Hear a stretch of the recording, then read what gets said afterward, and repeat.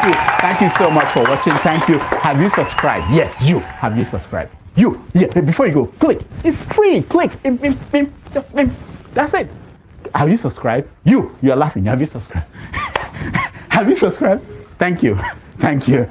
Thank you. Hey, madam, thank you so much. I can see you. I can see you. We have to get to 100,000 subscribers. This by the end of the year. How are we going to do that if you don't subscribe? Yes, you. Yes, you're about to click off. Why? Have you subscribed? It's free. If you don't, ask your son, ask your daughter how to. Just one click. Thank you. Thank you. I see you. Aha. Thank you very much. Thank you very much. I'll see you tomorrow. Hello, my people. Wofai, the international money transfer service, is here to provide you with a simple and efficient money transfer experience with no fees and the best rate in the industry. If you are in the US, UK, and Canada, Wofai is here to serve you and help you transfer money to over 21 countries. In all ramifications, they are better than their competitors. We at the Dr. Damages Show are happy to partner with them to satisfy your needs. To that end, anyone who signs up with them using the referral code DOCTOR will get $30 cash back the first time you send $100 or more. From now until July 10th, 2024, Wofai will enter your name into a raffle draw where you can win an iPhone, Apple Watch, MacBook, gift cards, and others. For an icing on the cake, the first 20 people to use Dr. Damage's code DOCTOR will get a signed copy of one of his books, This American Life Safe or Chimamanda, The Adventures of Little Mermaid's African Cousin. Hello, my people.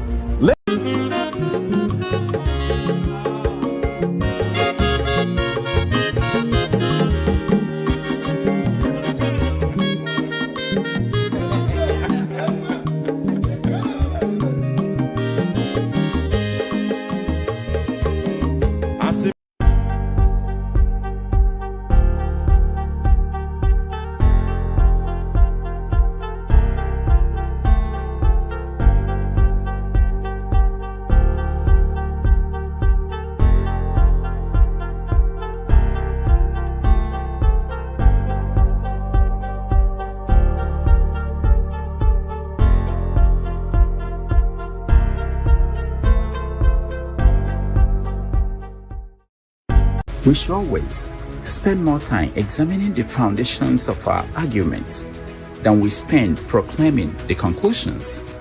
The reason is simple. When the basis of a claim is incorrect, the decision arrived at with those claims must also be false. And wrong decisions are almost always dangerous.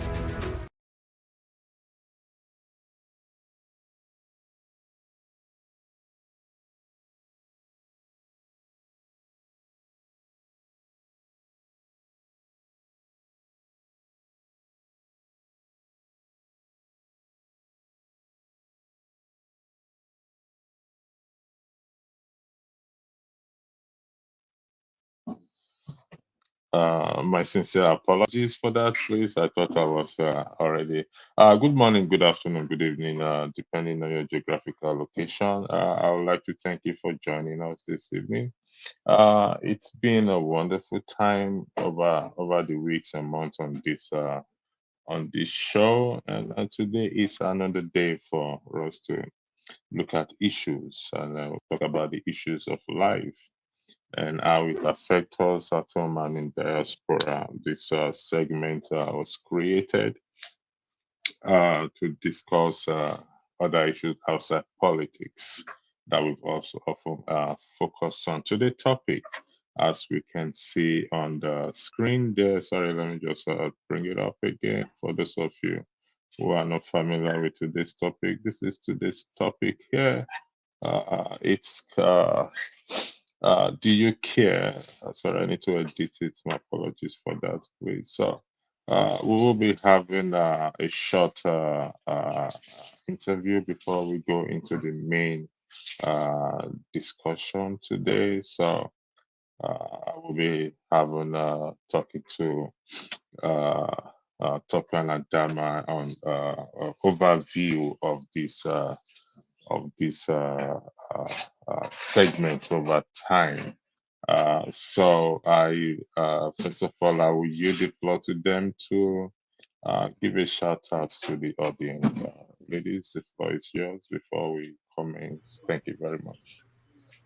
Hello, everyone. Thank you for joining us today. Hope you all had a great week and relaxing this weekend. This is Tokwe O here. We always want to remain thankful for the ability to breathe, be alive, and enjoy the things of life in spite of the chaos surrounding us all around the world on basis. As Electricity had mentioned earlier on, we'll be discussing children and dating after a segment with Adam and I. And again, the topic will be do you care who your children date, marry? What will you focus on as a parent when it comes to the approval or disapproval of who your child is dating? How to deal if you don't approve of the relationship. And as always, please join us in the conversation. We will have the link shared in the comment section at intervals. Be open minded, respectful to others, and enjoy the show. Adama. Okay. Good evening, everyone. My name is Adama. Welcome to the show.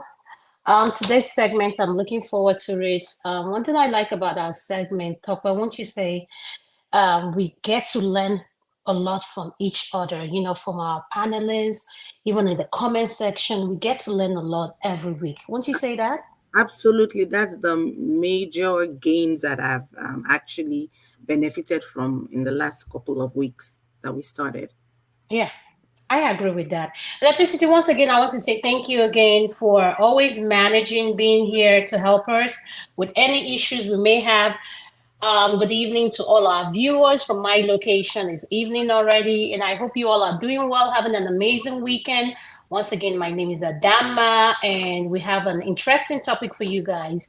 Like Tokwe said, please be mindful, respectful with whatever your opinion is, and we agree to disagree. So we all can now have the same views. So if you're going to come to join us on the panelists, this is not a show for you to come on and start bashing any sex, women or men. Let's just keep an open mind. We're here to learn from one another. Once again, I want to say good evening. Thank you. Yeah, thank you very much. In the course of this, after the interview, I will be playing an audio tape, and we may find some viewers may find the audio tape distressing, and so just to put that one in there. But towards the end of the audio tape recording, the issues of family and their involvement in their children's marriage came up. And let's be clear with each other here and the viewers. It's impossible for marriage to take place, for parents or for parents not to be involved in their children, would they date or would they marry. But the question will not be how far do they go in it? So, but before then, ladies, I'd like to ask you this segment. I think was started a month or 2 months ago, and we've had few episodes. So you take turns to just uh, before I ask you that question, to give me the overview of this segment. Thank you very much. Before we give you an overview, could you play that Chimamanda video, please? Okay, my apologies for that. I'll do that straight away. Thank you very much. Never, ever accept because you're a woman as a reason for doing or not doing anything. All over the world, girls are raised to make themselves likable, to twist themselves into shapes that suit other people. Please do not twist yourself into shapes to please. Don't do it. If someone likes that version of you, that version of you that is false and holds back, then they actually just like a twisted shape and not you. And the world is such a gloriously multifaceted, diverse place that there are people in the world who will like you, the real you, as you are. We females are so often socialized to silence. Don't silence that voice. Dare to take. Never, ever accept because you're a woman as a reason for doing or not doing anything. All over the world, girls are raised to make themselves likable, to twist themselves into shapes that suit other people. Please do not twist yourself into shapes to please. Don't do it. If someone likes that version of you that is false and holds back, then they actually just like a twisted shape and not you. And the world is such a gloriously multifaceted, diverse place that there are people in the world who will like you, the real you, as you are. We females are so often socialized to silence. Don't silence that voice. Dare to take. Thank you very much. Ladies, the floor is all yours. Thank you. Okay, thank you so much, Electricity. And I want to use this time also to give a shout out to Dr. Damages, who is the owner of this platform that gave Adama and I the opportunity to discuss social issues. We've been dealing with years of continuous conversations about politics as it relates to Nigeria and Africa. And we hear it from different platforms on daily basis. So giving us this opportunity to discuss on social issues as it relates with family life, those of us in the diaspora, even those in Nigeria, it's been a humbling experience. I had no idea it will be challenging, though. I'm typically a reserved person, and public speaking really isn't my thing normally. But this segment has pushed me and has taken me out of my comfort zone. I've had so much support from Adama and Electricity trying to push me out there. I've over the last couple of months, as Adama has mentioned earlier on, I've learned so much from our esteemed panelists and those in the comment section. Electricity, can we talk about challenges regarding the podcast now, or will that come with your questions?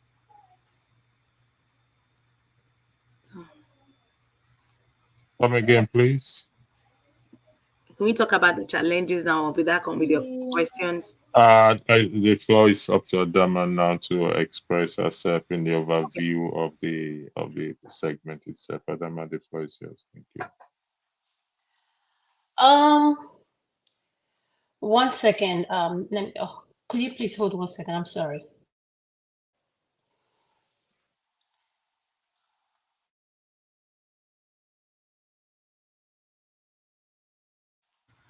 Yes, Electricity. Thank you again for the video. I appreciate it. The question, I believe, was in regards to the Chimamanda video, Do Not Silence the Voice. Let me start again by saying thank you to Dr. Rudolph for giving us the space, me and Tokwe, to come in as moderators and as hosts to come host this show. Electricity, thank you for everything you've done. The countless meetings we've had, with our busy schedule, most especially my busy schedule. So I still want to say I appreciate everything you do for us. Thank you, Tokwe, for keeping an open mind, even when we have topics, when we come up with our topics that may make either one of us uncomfortable. We try to encourage each other about what topic to come up for the week for our audience and the viewers. And in regards to Do Not Silence That Voice, that's a deep one. Coming to this platform, I came into the platform with an open mind. I'm a very private person. And at the same time, I love learning every day. I always tell my kids, including myself, nobody is a Wikipedia of knowledge. Keep an open mind. You learn every day. For me, that's part of growth. And at the same time, I love hearing what our viewers, panelists have to say. But there's one thing I've come to realize, and it shocks me. And it shocks me in a way that maybe the more we talk, I'll get to open up. Um, we need to be careful how we talk to people. We need to be very careful how we talk to people. And when people express things that do not sit well with us, just because you don't like their opinion, we need to be mindful of how we respond. Politics or no politics, we are not all going to have the same view. That's all I have to say for now. What is your next question? Thank you.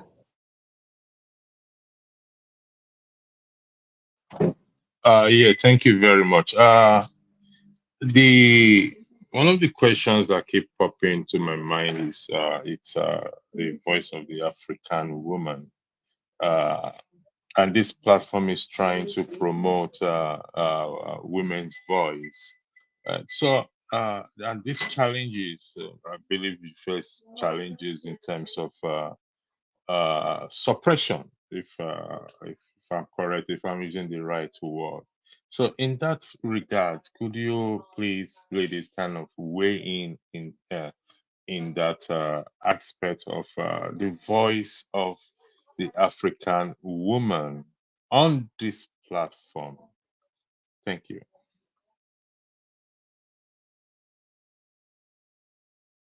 Adama, would you go first? Adama, you're muted. You're muted, please. Oh, Tokwe can go ahead. Yeah, I'll wait after her. Thank you. All right, thank you. Dr. The floor is yours.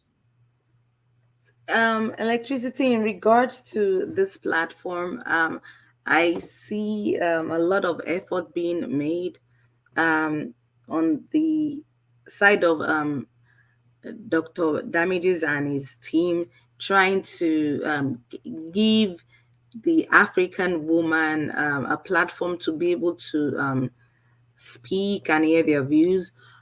Typically, in the African context, we should be seen and not heard. As I mentioned earlier on, most of our platforms out there focus on politics, and we hear this on daily basis, Mondays through Sunday. I have no issues with talking about politics in Nigeria or Africa, but there are times we also need to bring it home and talk about challenges we face on daily real life situations and challenges we face on daily basis as a people in regards to family, kids, relationship, what we can actually relate with, whether we like it or not.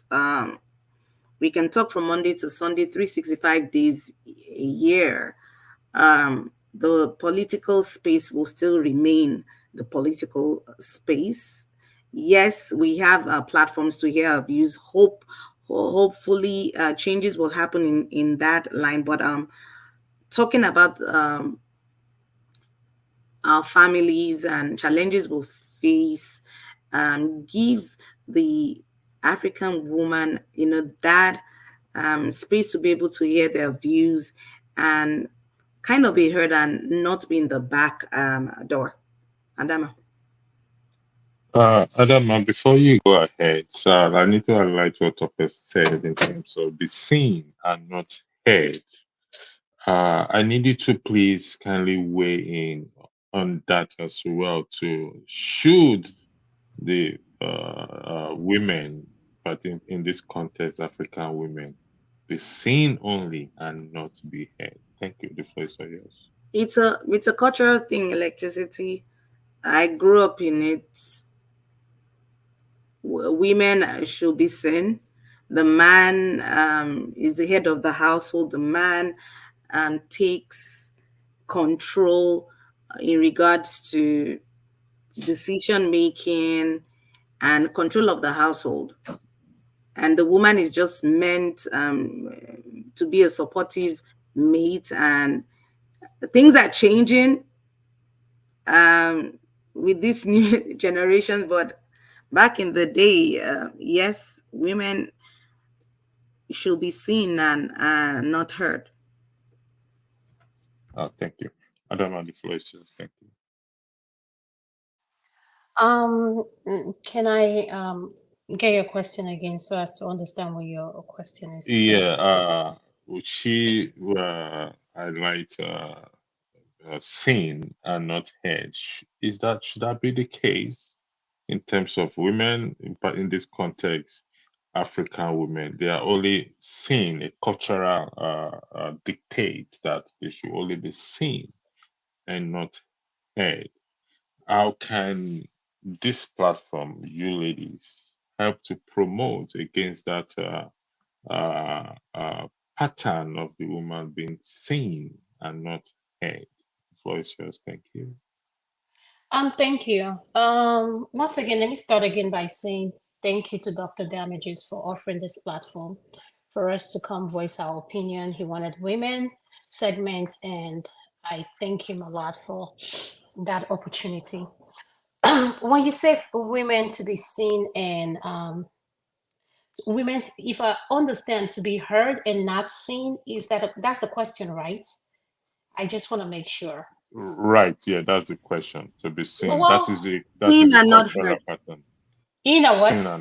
Seen and not heard. Okay. Well, things have changed. We have women in all kinds of professions. We have doctors, lawyers, professors. We have women presidents, senators, I mean, think about it, representative. They're in politics, they're everywhere. I think those days are gone when we look at women as women, they cannot be seen. And we cannot keep doing things the way we do things back in the days. In other way, we need to, I believe in growth. And when I say growth, if I were to do things the way my dad and my mom did things back in their day, and my dad is someone who is educated and my mom is educated as well, I would not, at the same time, they are open-minded, you know. I don't think I have no problem with which whatever works for individuals. But as a woman, I believe, and a woman to two beautiful daughters, I want the voices of my daughters heard and at the same time seen, because um, those days are gone when women stays behind. Women are running Fortune 5 company here in America, in the world, not just America, in the diaspora, in the world, in Africa. We have women CEOs, women, and they are moms, you know. So I don't believe women should not be seen. I believe it should be both. Women should be seen and they should be heard. Now, how does that question relate to this platform? This is my issue. When this segment started, I didn't feel welcome. And I know I'm not just speaking for myself. Topper probably feel the same way. Because I felt the vibe of where people feel entitled to a particular time, where they want to have their thing going on, and after this thing, they go backstage and have their thing. And we need to realize one thing: this is someone else's platform. You do not get to dictate for the owner of this platform how to run his platform. If you think running a YouTube channel is so easy, I am challenging each and every one of us listening. Go open your own YouTube channel. Run it the way you see fit. Invite me, Adama. I will come. I will tell you personally, I cannot run a YouTube channel. That's just me, because I have so much going on in my life that I can't. It takes a lot of work. And you don't know that until you find yourself in a position of being a moderator, being a host. So when people come and they want to talk or address you a particular way, it quite frankly, it doesn't sit well with me, because just because I'm a woman, I expect you to talk to me the way you talk to any human. Look at me as a human being first. And at the same time, when I speak to people, I speak to anyone, including kids, with respect. And I expect the same thing back. But what I've come to realize that every human being is not like Adama. And that part I am having a hard time adjusting with. But at the same time, I believe in growth. I believe in forgiveness. When I'm wrong, I apologize, because I'm human. I'm bound to make mistake.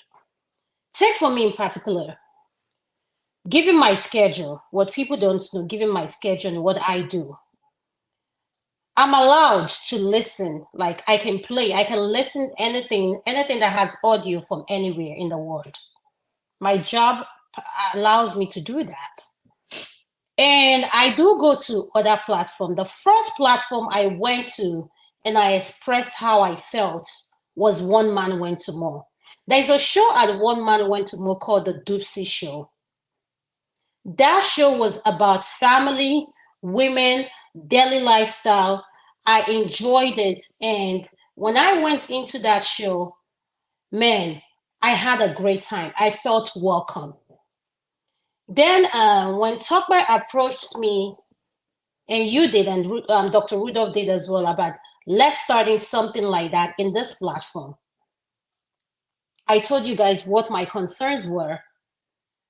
One of my concerns was I don't see this platform being welcoming to women. That's just my personal opinion. And boy, was I right. It turned out to be that way. People will come in, feel entitled, talk to the moderators anyhow they want to, just because they feel entitled, or because they feel Dr. Rudolph is calm. With all due respect to him, I'm not Dr. Rudolph. If you see me moderating or talking about something, you don't have to come into the platform. You don't have to watch me. Matter of fact, do something else. If you don't like to listen to Adama, I will respect that. But for you to come into a platform, disrespect me, and walk away and think that is okay, shame on you. We will not tolerate disrespect of any woman or anyone in this platform. Nobody should come to this platform and feel their voice needs to be silent because A doesn't agree with what Adama is saying, or you saw Adama at another platform and you feel you have the right to tell Adama what to do. No, you don't tell me what to do. Let's start with that. I have self-respect for myself, and anything I get myself involved with, I go all the way with it, even with my tight schedule. So at the end of the day, we need to learn one thing. We need to learn to have respect for one another, regardless of what the sex is, whether you're a man or female. I've encountered men in this platform who are so respectful, so respectful. But at the same time, I've encountered men who are so nasty, very disrespectful. Then you start to ask yourself, how do this person treat their wife, their girlfriend, their sister at home? Is this the kind of person you are? Is this how you want to be seen on a public forum, sounding like this? It goes back to what I'm saying. We need to be aware that this is a live show. When we have politics coming on during the weekend, people come in, your camera is on. Whatever you are saying is being seen by a lot of people.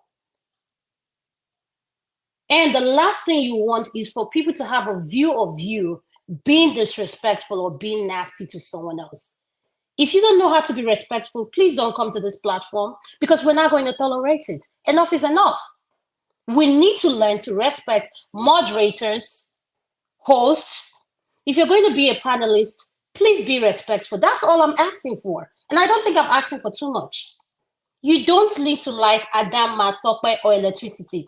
If you see us on and you feel these are people you don't want to listen to, please, I beg of you, go do something else. Thank you. Thank you very much for that.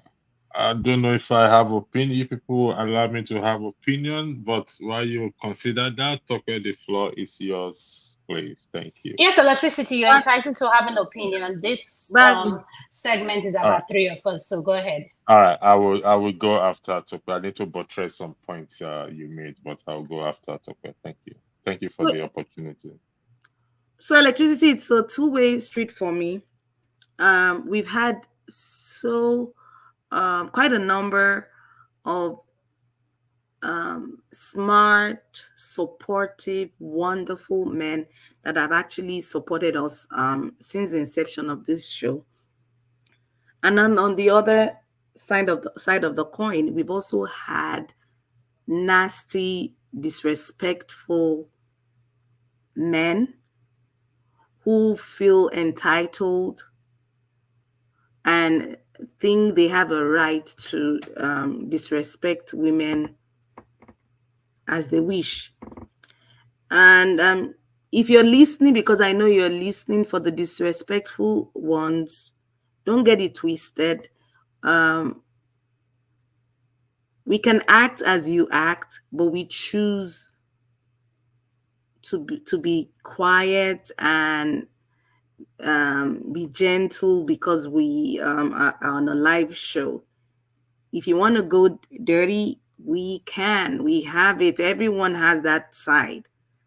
So back to that issue. Yes, we've had respectful men, but we've had um so much backlash. I wasn't expecting that.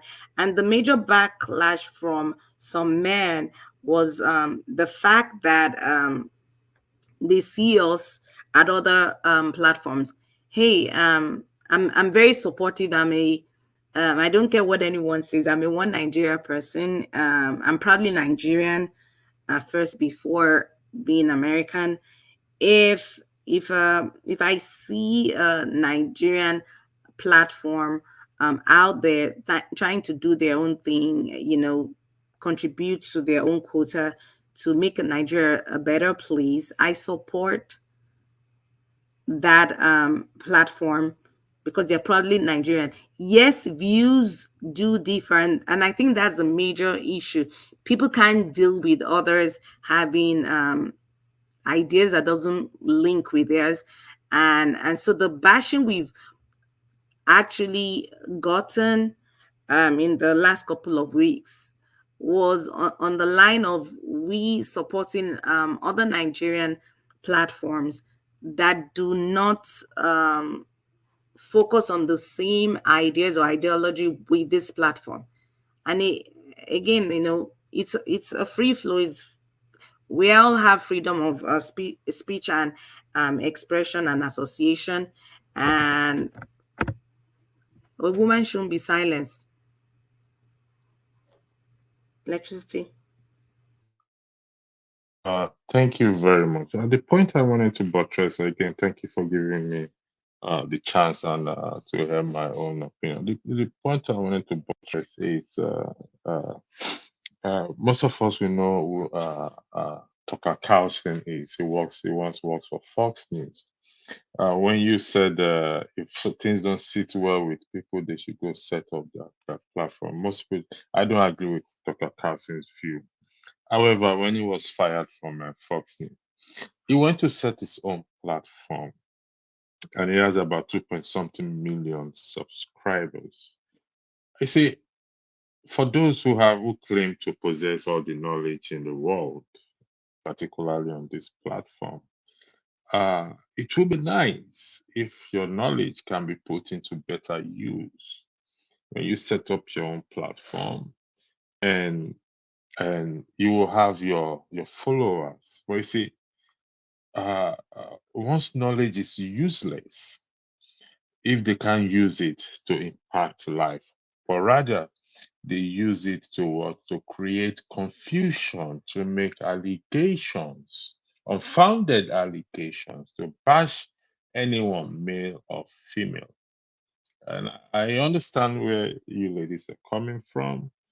Even though they said all generalization is not good, and I thank you also for highlighting the fact that there are good men on this platform who have supported you all the way. And also, I thank you again for this time. Before we go into the main segment, I would like to know if there's any other things you want to say before we go into the main segment. I have an audio that I said I highlighted again. It's a little bit, some viewers will find it distressing. Please, I need to put this out there. But towards the end, it kind of fits in, not kind of, it fits in into the main topic that we want to, because family was mentioned there. His family or our family begged him to marry her. Well, that fitting into it. The very start did not, but the ending fitted into. But it's better to listen to it from the very beginning. But some viewers will find it distressing. Let me just put that one in there. So, ladies, I will the floor again to know if you have anything you want to say before we go into the main subject. Thank you very much. Again, I would like to use this time to thank all the wonderful men out there. You know yourselves that have been supportive. John Abba, Mazi, a praise man of prestige, Eagle Air, my Blackstone. Adama, you help me out in giving a shout out to the other men that have really supported us. We also want to appreciate all the wonderful, beautiful queens out there that have been very supportive since the inception of our show. Thank you. Yes, to support what Tope said, first I'm going to give a shout out to Dr. Damages. Thank you, Dr. Damages. We love you. We appreciate you. And the second person is going to be Electricity. Electricity, we appreciate all you've done for us. The countless time, we'll call you with concern. You always respond. I appreciate it. And the next person is going to be, let me start with the comment section. A special shout out to AB. Yes, AB, thank you. right. Yes, a special shout out to AB. One man went to Mo. Kulata. I know the crew of One Man. They come here, but they act like they don't watch. They do watch us. And Mike. Yes, Mike does. Mike comes here. Who else? Reabua, Mr. Triumph, Tracy Jacopi, Guy Owele, Olga, and Timac, Comfort Bella, Mrs. Gladys. I really, really enjoyed her last week when I was on the Sunday show. I just want to tell her, I really appreciate her views on politics and the way she looks at life. Her comment is highlighted. Thank you, Mrs. Gladys.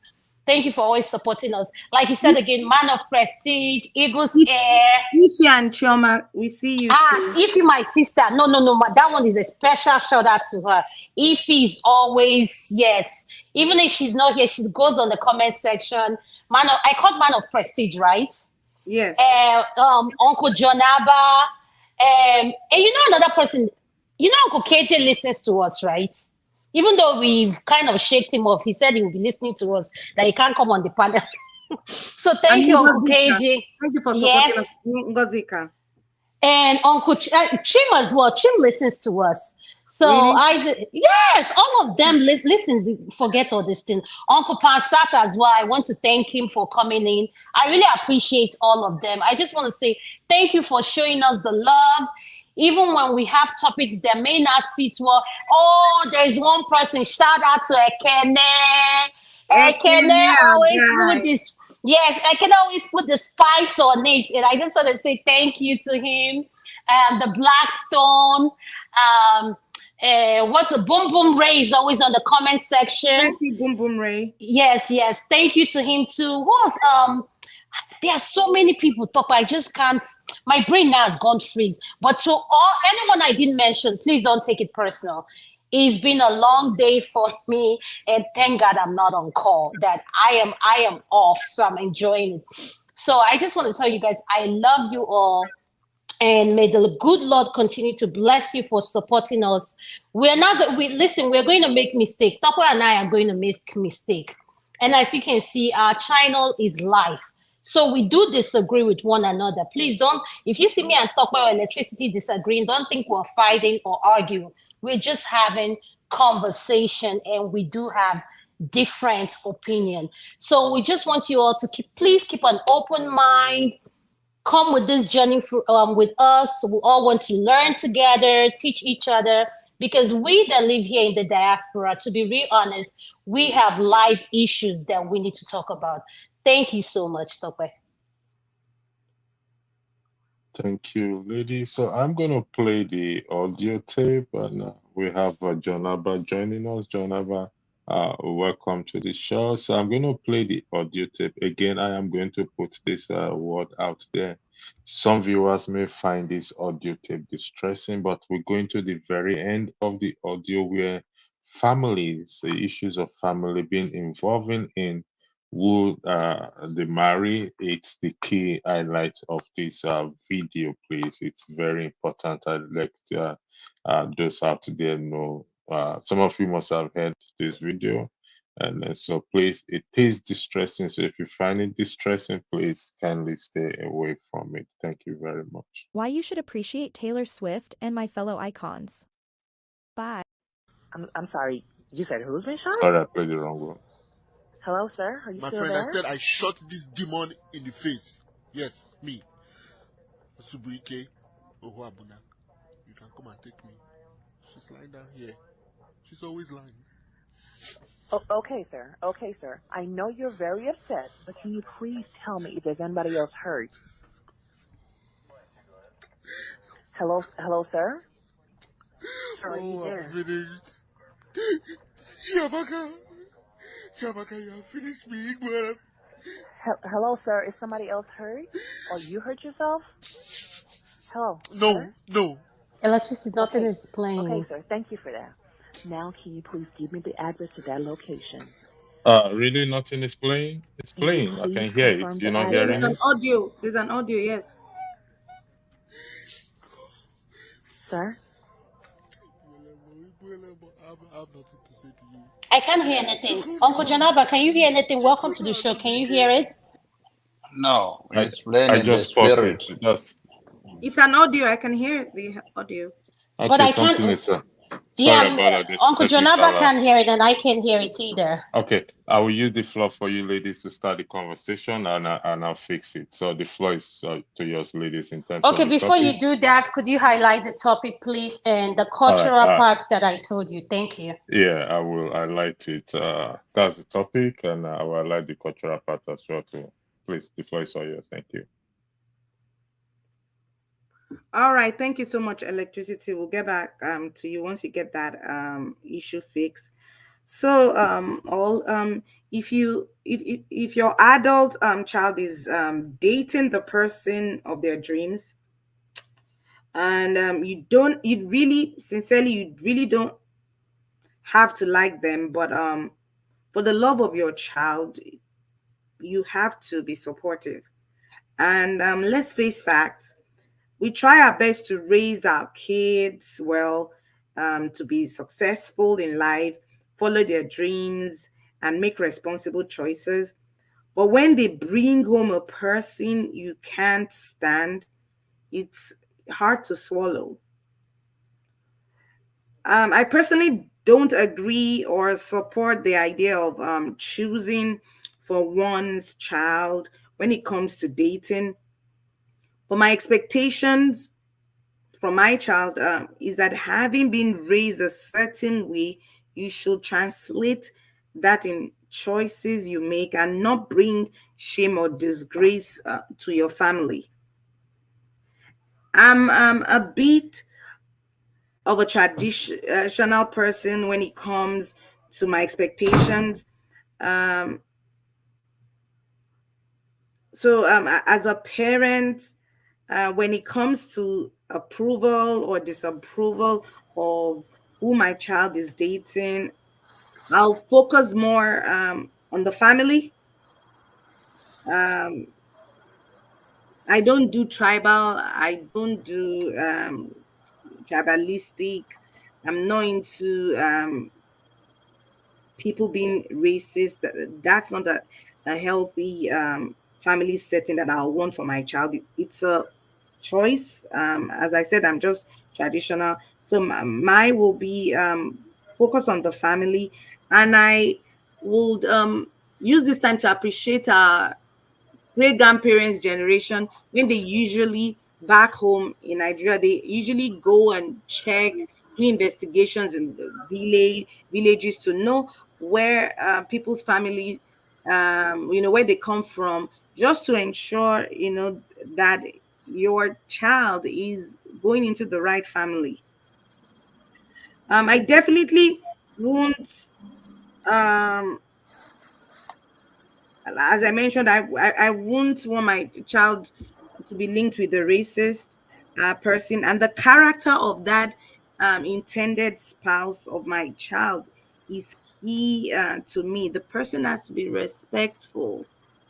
Respect is key to me. If you can be respectful to my child, there's no way you be respectful to me. So character of that person matters to me. And education, yes, it's key. It's a personal thing. Education is key. You have to be educated. I can't spend all my adding dollars educating my child, and she walks um home and says the guy isn't educated, is just lazy, not doing anything. Education is key for me, and maturity of the spouse. Age is a thing of number.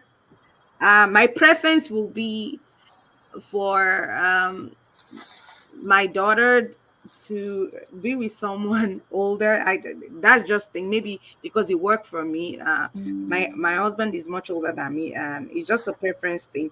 And then finally, religion is key to me. Be on um Pastor John, how do they say it? Unequal yoke with unbelievers. I believe like just I'm a Christian. My child, I my preference will be for my child to be with a Christian. Adama.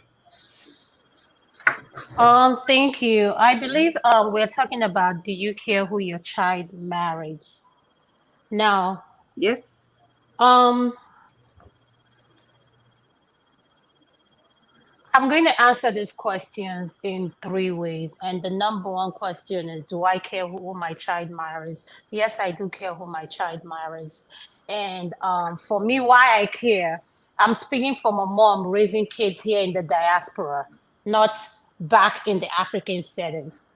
So here in the diaspora, let me make an example. My daughter should be going to medical school this fall. If she end up marrying someone who is not in the same profession as she wants to be a pediatric surgeon. So if she end up with someone who is not in the same field as she is, will I have a problem with that? Let's say she's done with school, everything, and she brings a guy home who is just trying to figure out his life, and that's who she fell in love with. One, I'm going to ask her, is this who you want? And she says yes. And I'll point out to her, I said, but he still is not here. You have this going on for yourself. How long are you willing to support? I'm going to start with the issue of finance. And I will say finance in this basis. Here in the diaspora, we have bills. We have something called student loan. For my own kids, they do not have student loan. We are paying for their school. So I'm just putting that out there. If she brings someone home who has all this loan, she's going to have loan starting her own life, whatever she wants, you know, if she goes. And she's willing to take care of someone who is trying to figure out what to do with his life.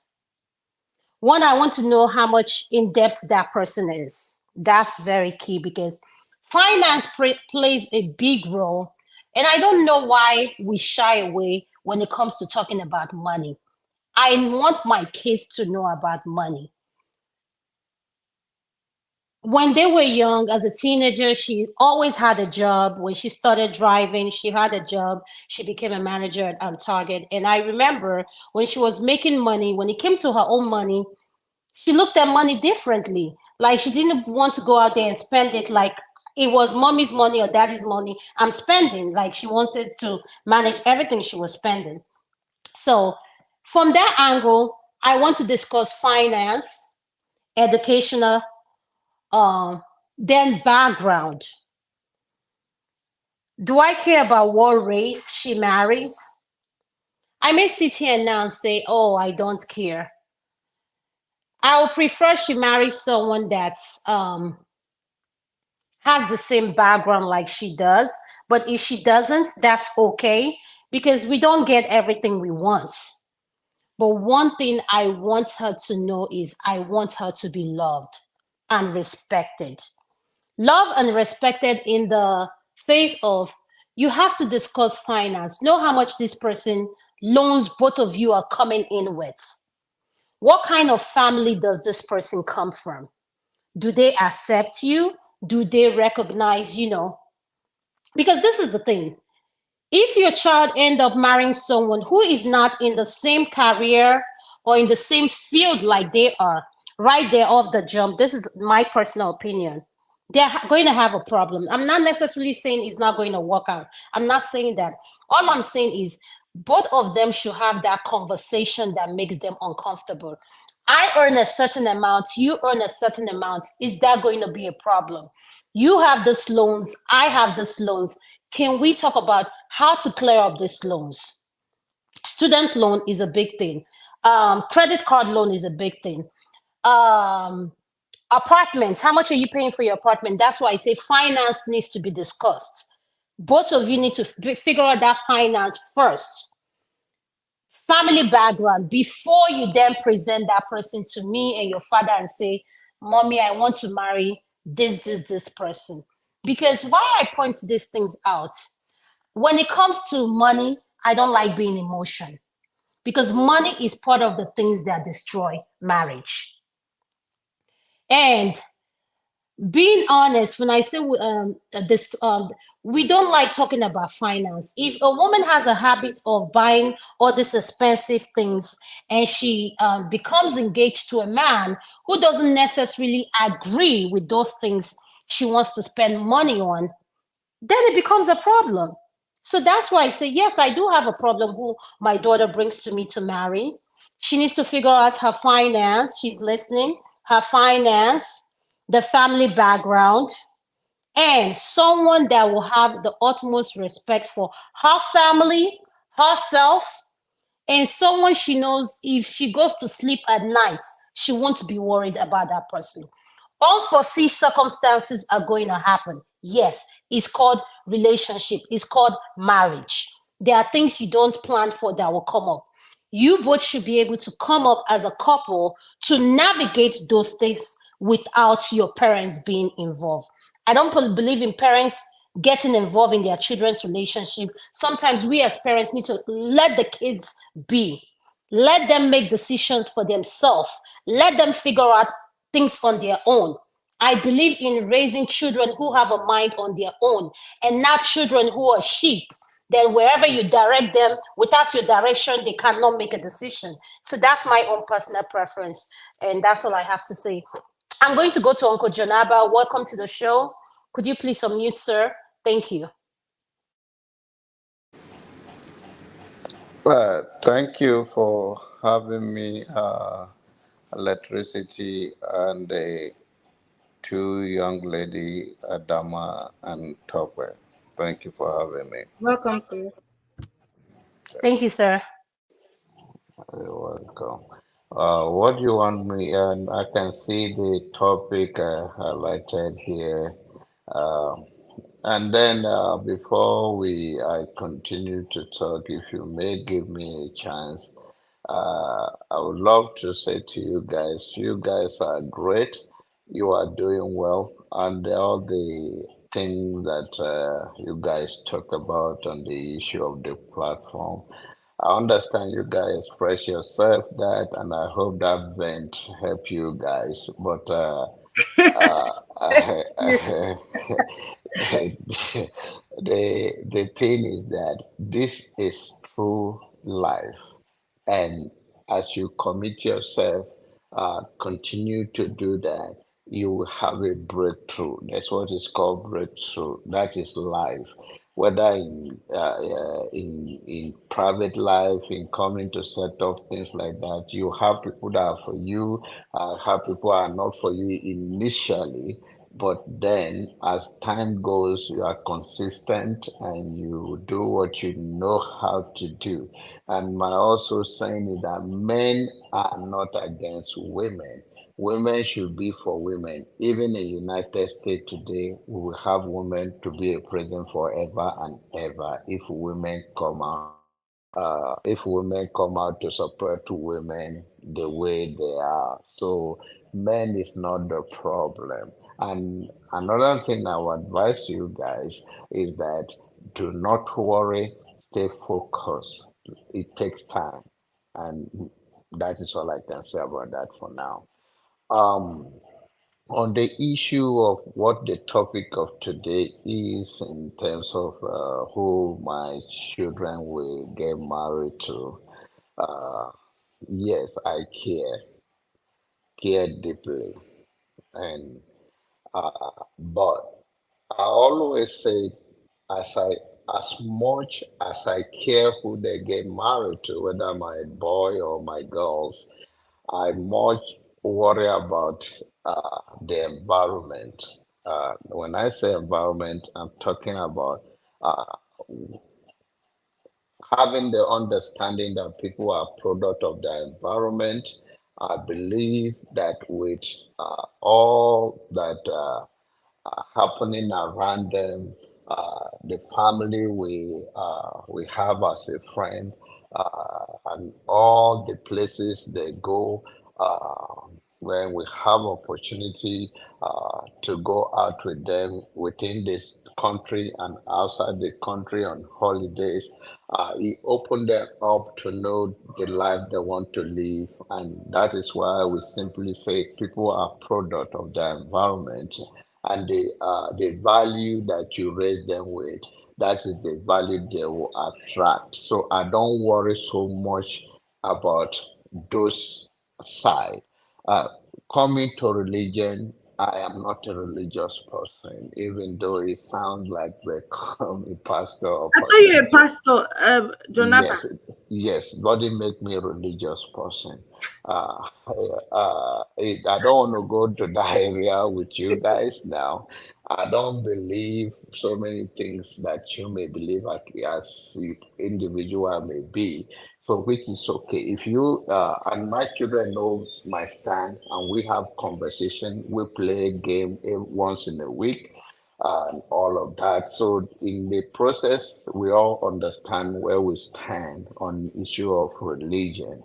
So they understand. So I don't worry so much about that because there are things that common sense is not common in our society. So I just want them to be deep and I want them to be spiritual, and I think they will attract the same kind of people that they will not be judged. I don't believe God is a Christian. I don't believe God is a Muslim or Hindus. I believe God is God and God is goodness.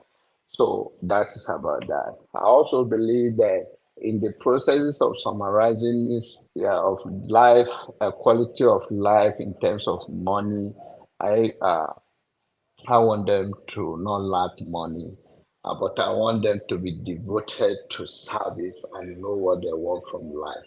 All of those things will bring fulfillment to them. Money is a priority. knowing what they want in life and devote themselves into it, enduring. Just like I said to you guys now, you are just beginning on this. People may be uncomfortable or not comfortable. That is shouldn't be so much of your focus of all those things. Rather, you focus on your strength and you continue going like as you can go. It will be okay in the long run. You have to prove some people, and life also give us is a test time how much we can endure, the perseverance and the rest of them. So that is it. Yes, I would prefer them to get married to the same value I shared, and I'm initially I would not like I have a bias about color, but I would love them. But then overcome that in the processes of interacting with people, see humanity in them, see genuine love in people. That even other people can die for you, not necessarily even your next neighbor can walk away from you. I just want them fulfilled. I want them to be happy. Thank you.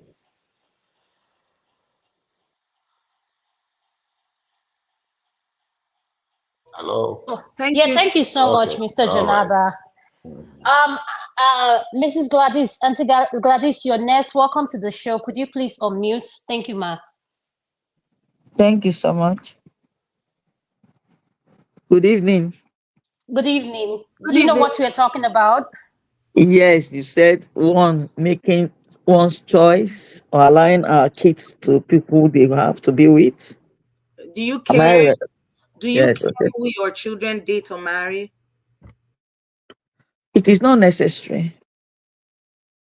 It is the only way out is just to guide them, ask them if that's the choice they have made, and then probably put them into prayers and ask God to direct them. Because most times we found out that pairing our kids off with other people's children, possibly when we think of ethnicity situation or maybe business partners or whatever it is, most times you see that such marriages do not last.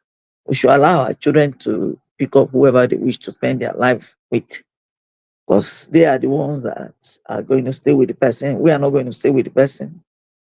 So my best advice that children should be allowed to pick their partners on their own. Thank you so much. Thank you so much, ma. Electricity, could you please unmute? What is your opinion? And then we'll go to the next question. Thank you. Thank you for that.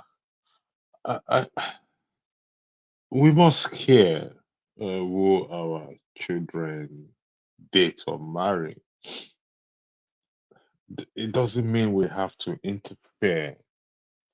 The question is, if I say I don't care, I don't really care who my daughters go out with or my son marry.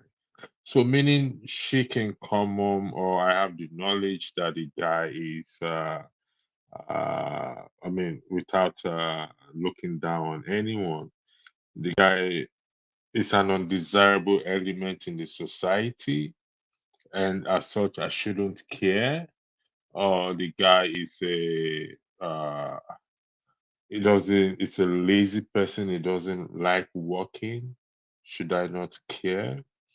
The guy is suck hard to dry in terms of is always dependent on her, should I not care?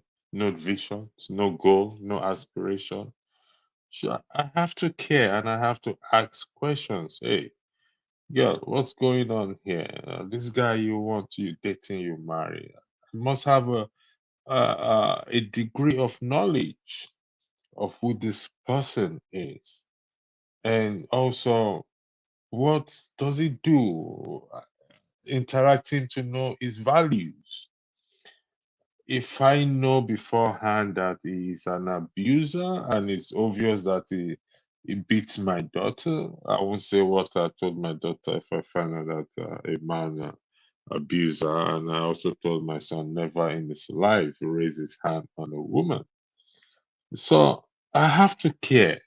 And if need be, I have to what? I have to intervene. We cannot dismiss that. So the point here is we're trying to find a balance.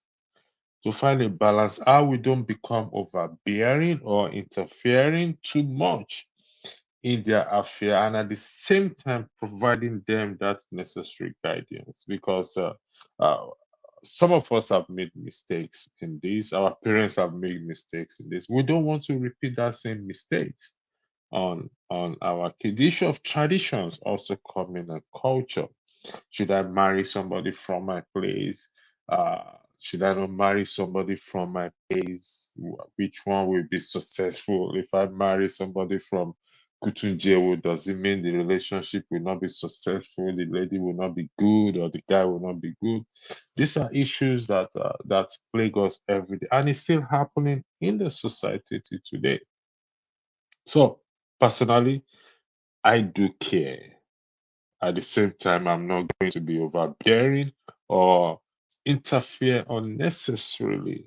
The key thing is between me and them has to be between me and my children, the two girls and the boy. Has to be communication. Thank you. I yield the floor back. Thank you so much, Electricity. I appreciate your opinion.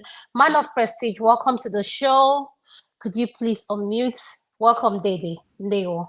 Welcome, Bawo ni Tobe, how you doing? Dadani Alafia.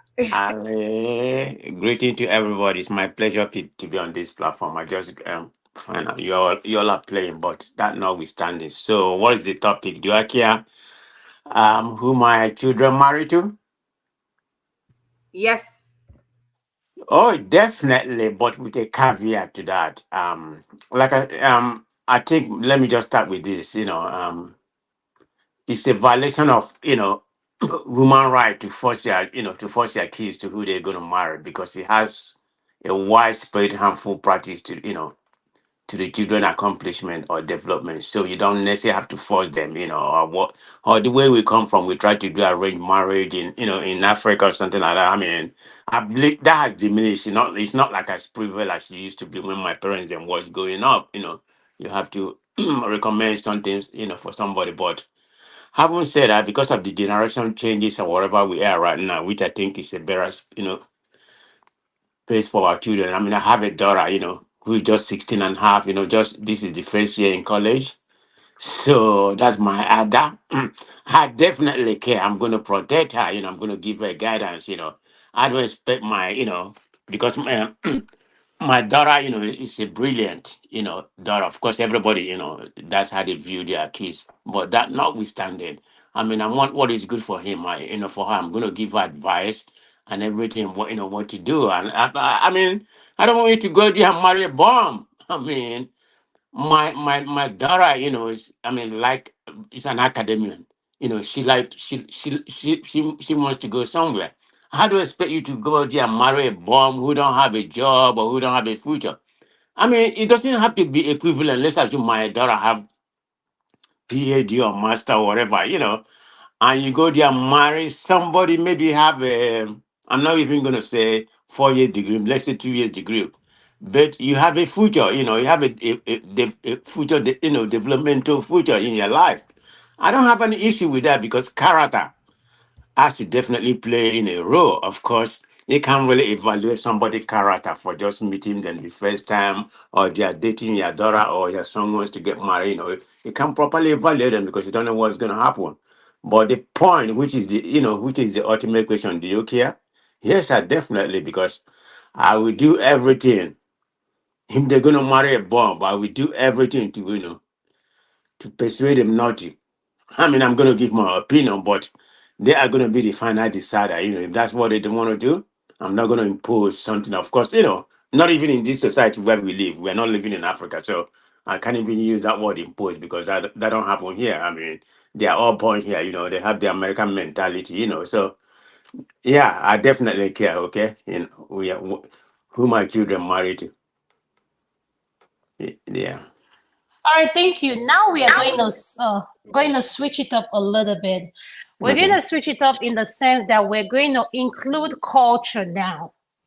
Growing up, I've seen these things said, not just see it, I witnessed it myself. you hear people say, oh, Igbo women are very expensive to marry. And I keep saying, why do they have this narrative? Until I witness it is true. So now the question is, do we think that sometimes culture, custom, tradition are too excessive when it comes to marriage?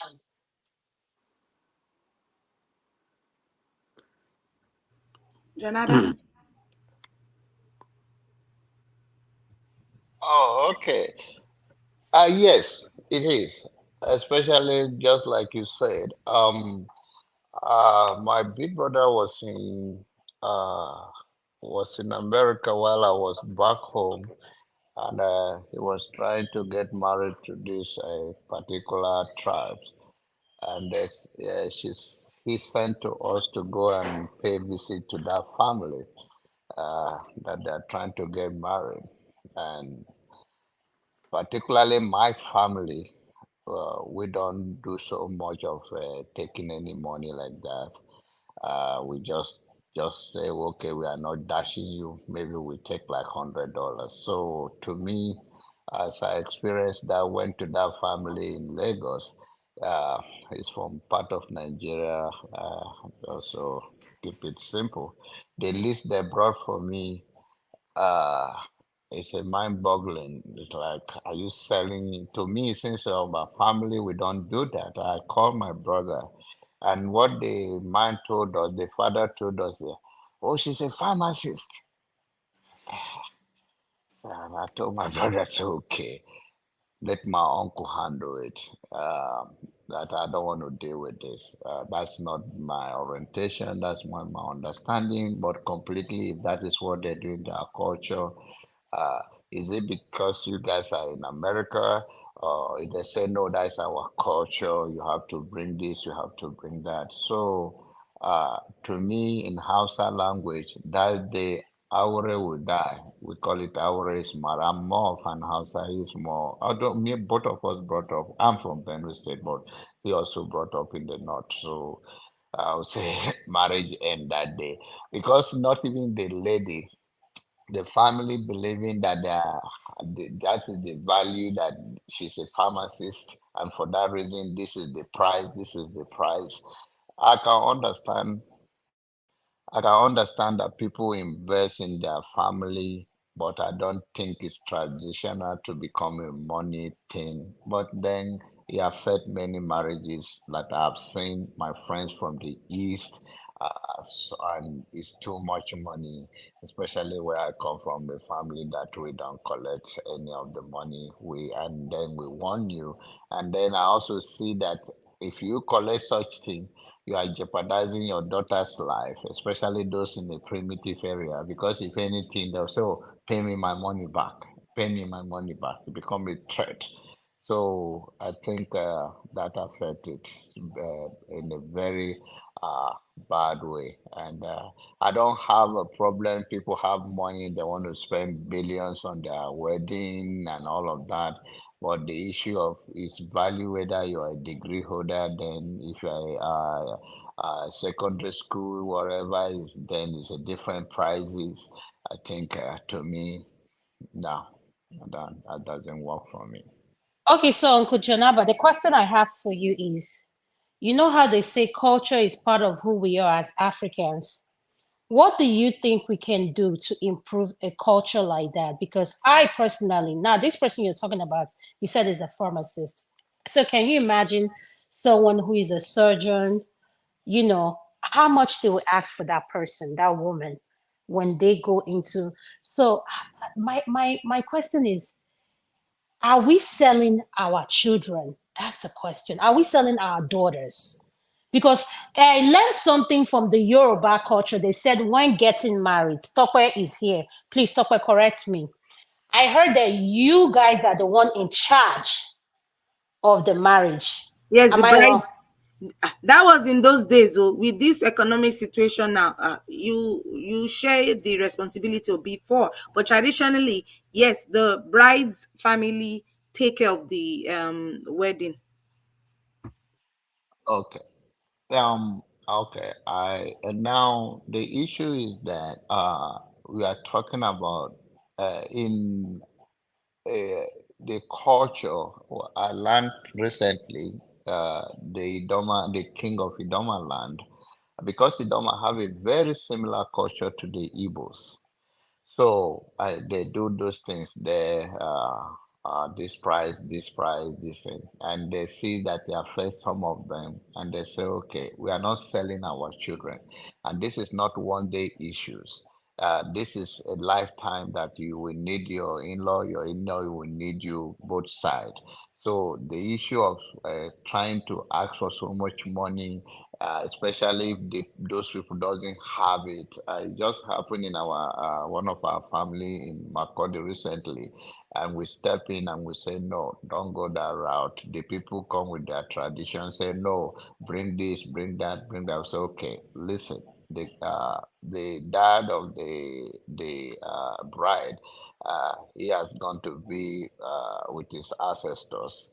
So this one here is going to be like a marrying, and my mother-in-law is part of the family and all of that. We should be considerate. It's not one day issue. It's a lifetime issue. We're all going to have many occasions to celebrate each other. If you antagonize your in-law with so much pride, dragging somebody, bring this cola, bring this pepper, bring this wrapper, bring all those things and kill how many cows and all of that.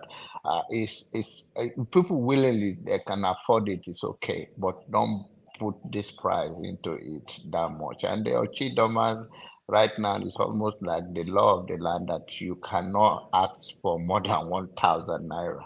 So you cannot ask above it, which I believe because it's stopping so many people from getting married. But then I think people should be in this generation back home too, things are changing. I think should not deprive your daughter of getting married to somebody but that is going to marry to, because sometimes it's not the money, is that the culture is that sometimes some of those things doesn't make sense. Why do you want to put a price on somebody? We understand your child went to school, and that is why she will come back every day to say thank you to daddy, and the husband will not stop it because he know that he make the most out of her own child. He invested so much part of his life, or the mother as well, the whole family. Sometimes community that support these children. So yes, it is a good thing that that yes you put so much, but it's not something that has to be a bride price that pay you back.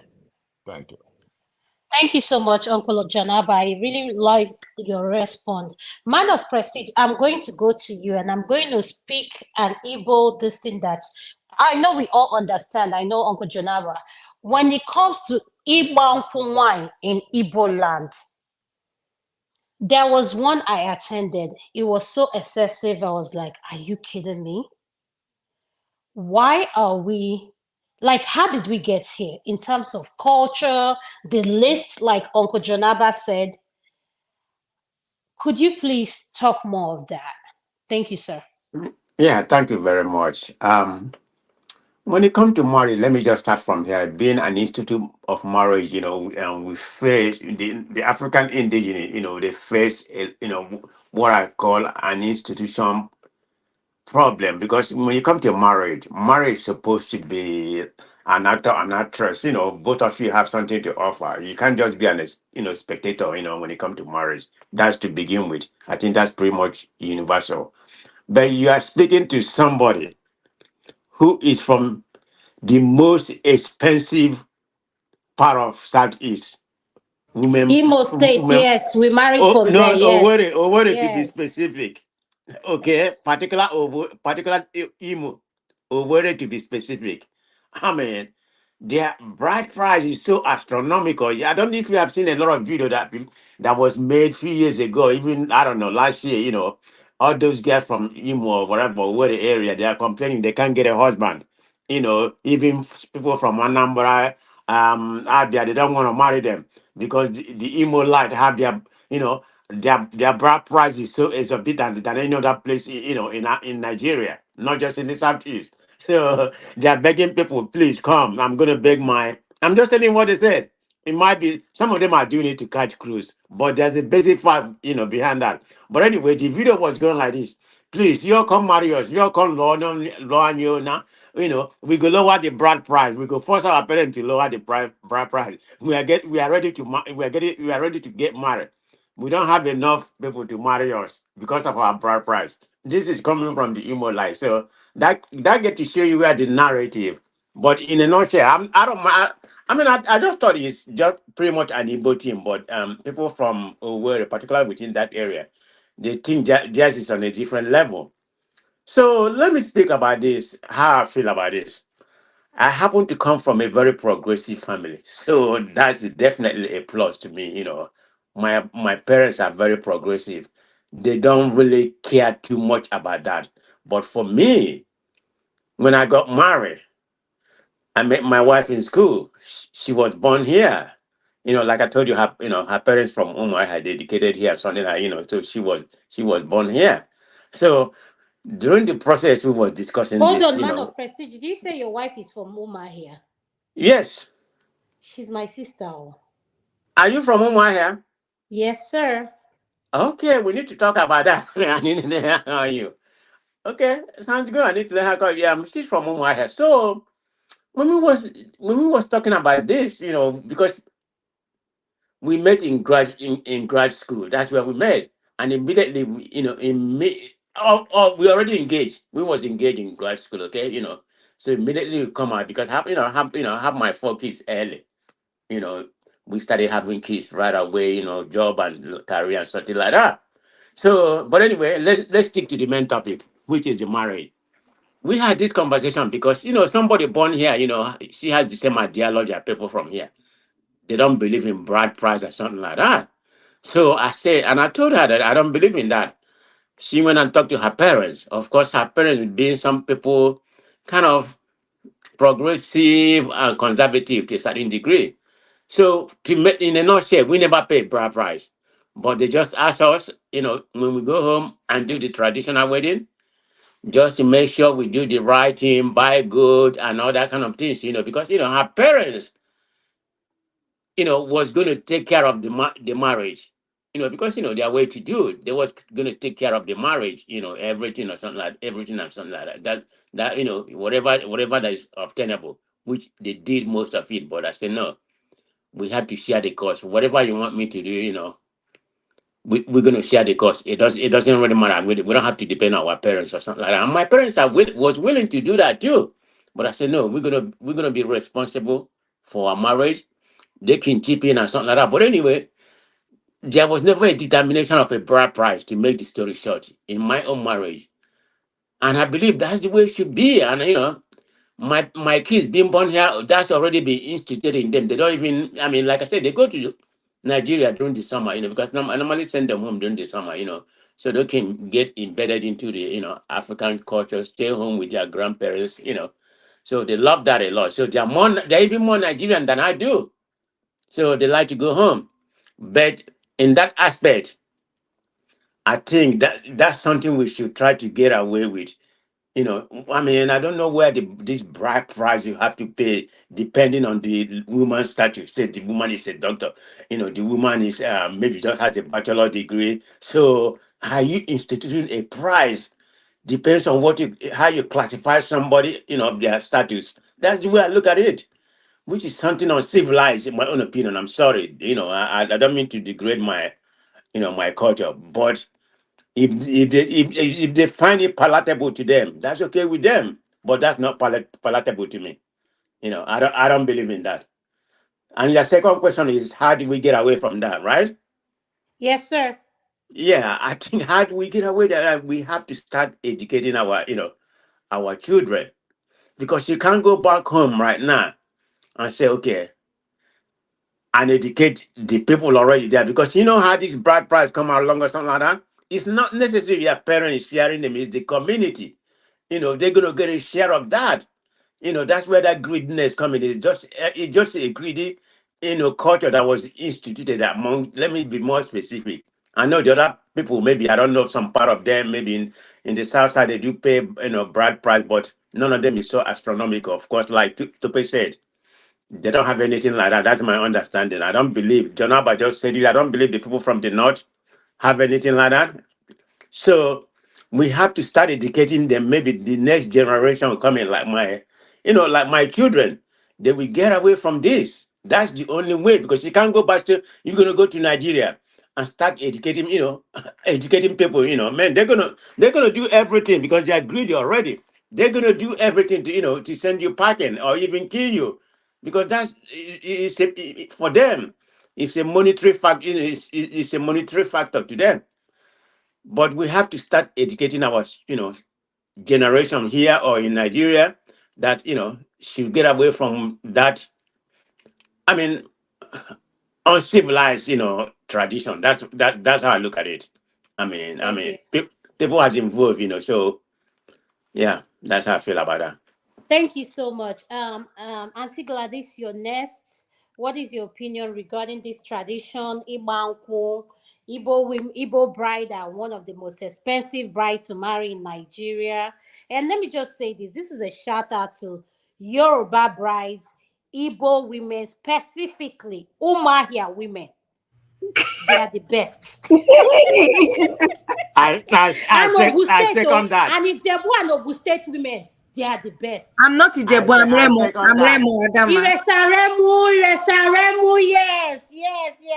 And we married from Imo State, a man of prestige. And I can tell you, my sister-in-law, hi, that bride price. He showed us Pepe, but she's the best. So, Auntie Gladys, you're next. Thank you, ma.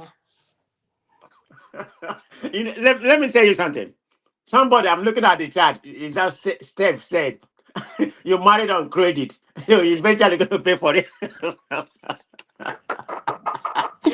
Can you see that, Steph? I'm gonna get you when I see you. Come in, and tell me I'm married on credit. Maybe you can help me pay for it. Come in, Steph. Auntie Gladys, are you there? If you're not there, let me go to Eagles man before I come to Ekene. Chris Ken, Ekene, welcome to the show. I appreciate you, my brother. I No, gave thank you a you. special No, shout out thank you. earlier. Thank you. This one is a hot I topic. really appreciate you. Thank you. Eagles Air, welcome to the show. You're next. I don't think Auntie Gladys is responding. Auntie Gladys, are you there? Yes, I'm here. Okay, you're next, ma. Sorry about that. Eagles Air, after Auntie Gladys, you're next. Thank you, sir. So, what do you want me to say again? Sorry. We are talking about Igbo wine. Why are Igbo women, our bride price, so expensive? That to the point that these women are practically begging, please come and marry me. How do we do away from this culture and start re-educating ourselves? Because at the end of the day, we are not selling our daughters. Thank you, ma. That, it's not in all cases though that Igbo in Igbo land is takes a lot of money or whatever it is. But I want to tell us that there are parents and homes where they do not request or because I know that in most Igbo places it depends on what the people want. Most times because of too many things, they ask for this, they ask for that. But some families do not take to that. Because the situation where other people believe that in the Igbo culture that we sell out our daughters is not in all situations. I've seen some cases where the families of the women have actually helped to do everything, virtually done everything, and married off their daughters. So things and times are also changing, that people are beginning to know that in some places they tell you that this is the amount to be paid. Yeah, in some cases, it's not even up to 10,000 or 5,000. I don't know. In some places I know of, but in some places where they ask for such big money, it is not necessary because it's like selling off your daughter. Even in the Bible, I didn't see anywhere in the Bible that parents were asked to sell off their children in the name of marriage, that you'll be asked to bring so and so amount of money because I trained my daughter from primary school level to university level and so on and so forth. That idea is fast dying off. Sorry that I have to say it that way in most homes. Thank you so much, Ma. Thank you Yes. so much, Ma. I really appreciate you, Ma. Thank you for your opinion. Eagles Air, you're next. Could you please unmute? Welcome to the show, sir. Thank you. Good evening, everyone. Good evening, sir. Um, Based on this traditional marriage of 18, it becomes a serious problem, and it has caused so many men not to get married and so many women not to get married because of the cost of the marriage and all the rest of them. I want us to understand something. Based on the last speaker, like this, it's as if that I should dabble into what I have in mind to say, because not every home charges like that the way other people charges. I have been in traditional wedding in the Imo State, where that place Mbise. I've been in Mbise. You know, in Imo State, Mbise is the people that charge highest. But I've been in traditional wedding in Imo State, Mbise. The parent of the woman told the young man that want to marry the daughter, said that what matters to us for you to take good care of our daughter, not all these things they are asking. Now, tell the homeowner, tell the kinsmen that if they ask you so and so thing, have you bring it to us, like buying something for the mother, the father, and this and that, tell them that we have bring all of them. What matters to us, settle the kinsmen and carry our daughter and take good care of her. And that's how the thing ends. The thing did not cost the man, I don't know, if that thing 2012, they did not cost the man, the marriage did not cost the man more than 100,000 naira. And that the marriage is settled and they're living in peace. But I have also attended a traditional marriage in Enugu State. In fact, the mother of the young lady said that you must buy everything finished. In fact, the mother of the young lady said that you must put canopy, you must do this, you must do that. My friends are coming, you buy, you cook this, and create a lot of problem for them. Even the daughter was crying, asking mommy, please, this man don't have that kind of money. The mother said he must finish everything. It's not in her own turn that her daughter will marry. You come and begin to tell us how to do something. You must do it in the way supposed to. Everything depends on the individual, depends on the family. There are some parents that will not tolerate that rubbish. There are some parents that when they look at it, they say you must do it. Another thing is that the parent of the young lady, are they alive? Because some family that you will go, parent of the young lady are not alive. The kinsmen would like to finish the young man that want to marry the lady. Why? They will say this is their own time, this opportunity. They need to eat from the man. Without knowing the capability of the man financially, whether it will carry everything or not. I have been in a marriage. My neighbor in the shop when I was in Ava, his brother want to marry a medical doctor in Umuahia. Because what they required from the young man is not complete. Do you know that marriage, they suspended it?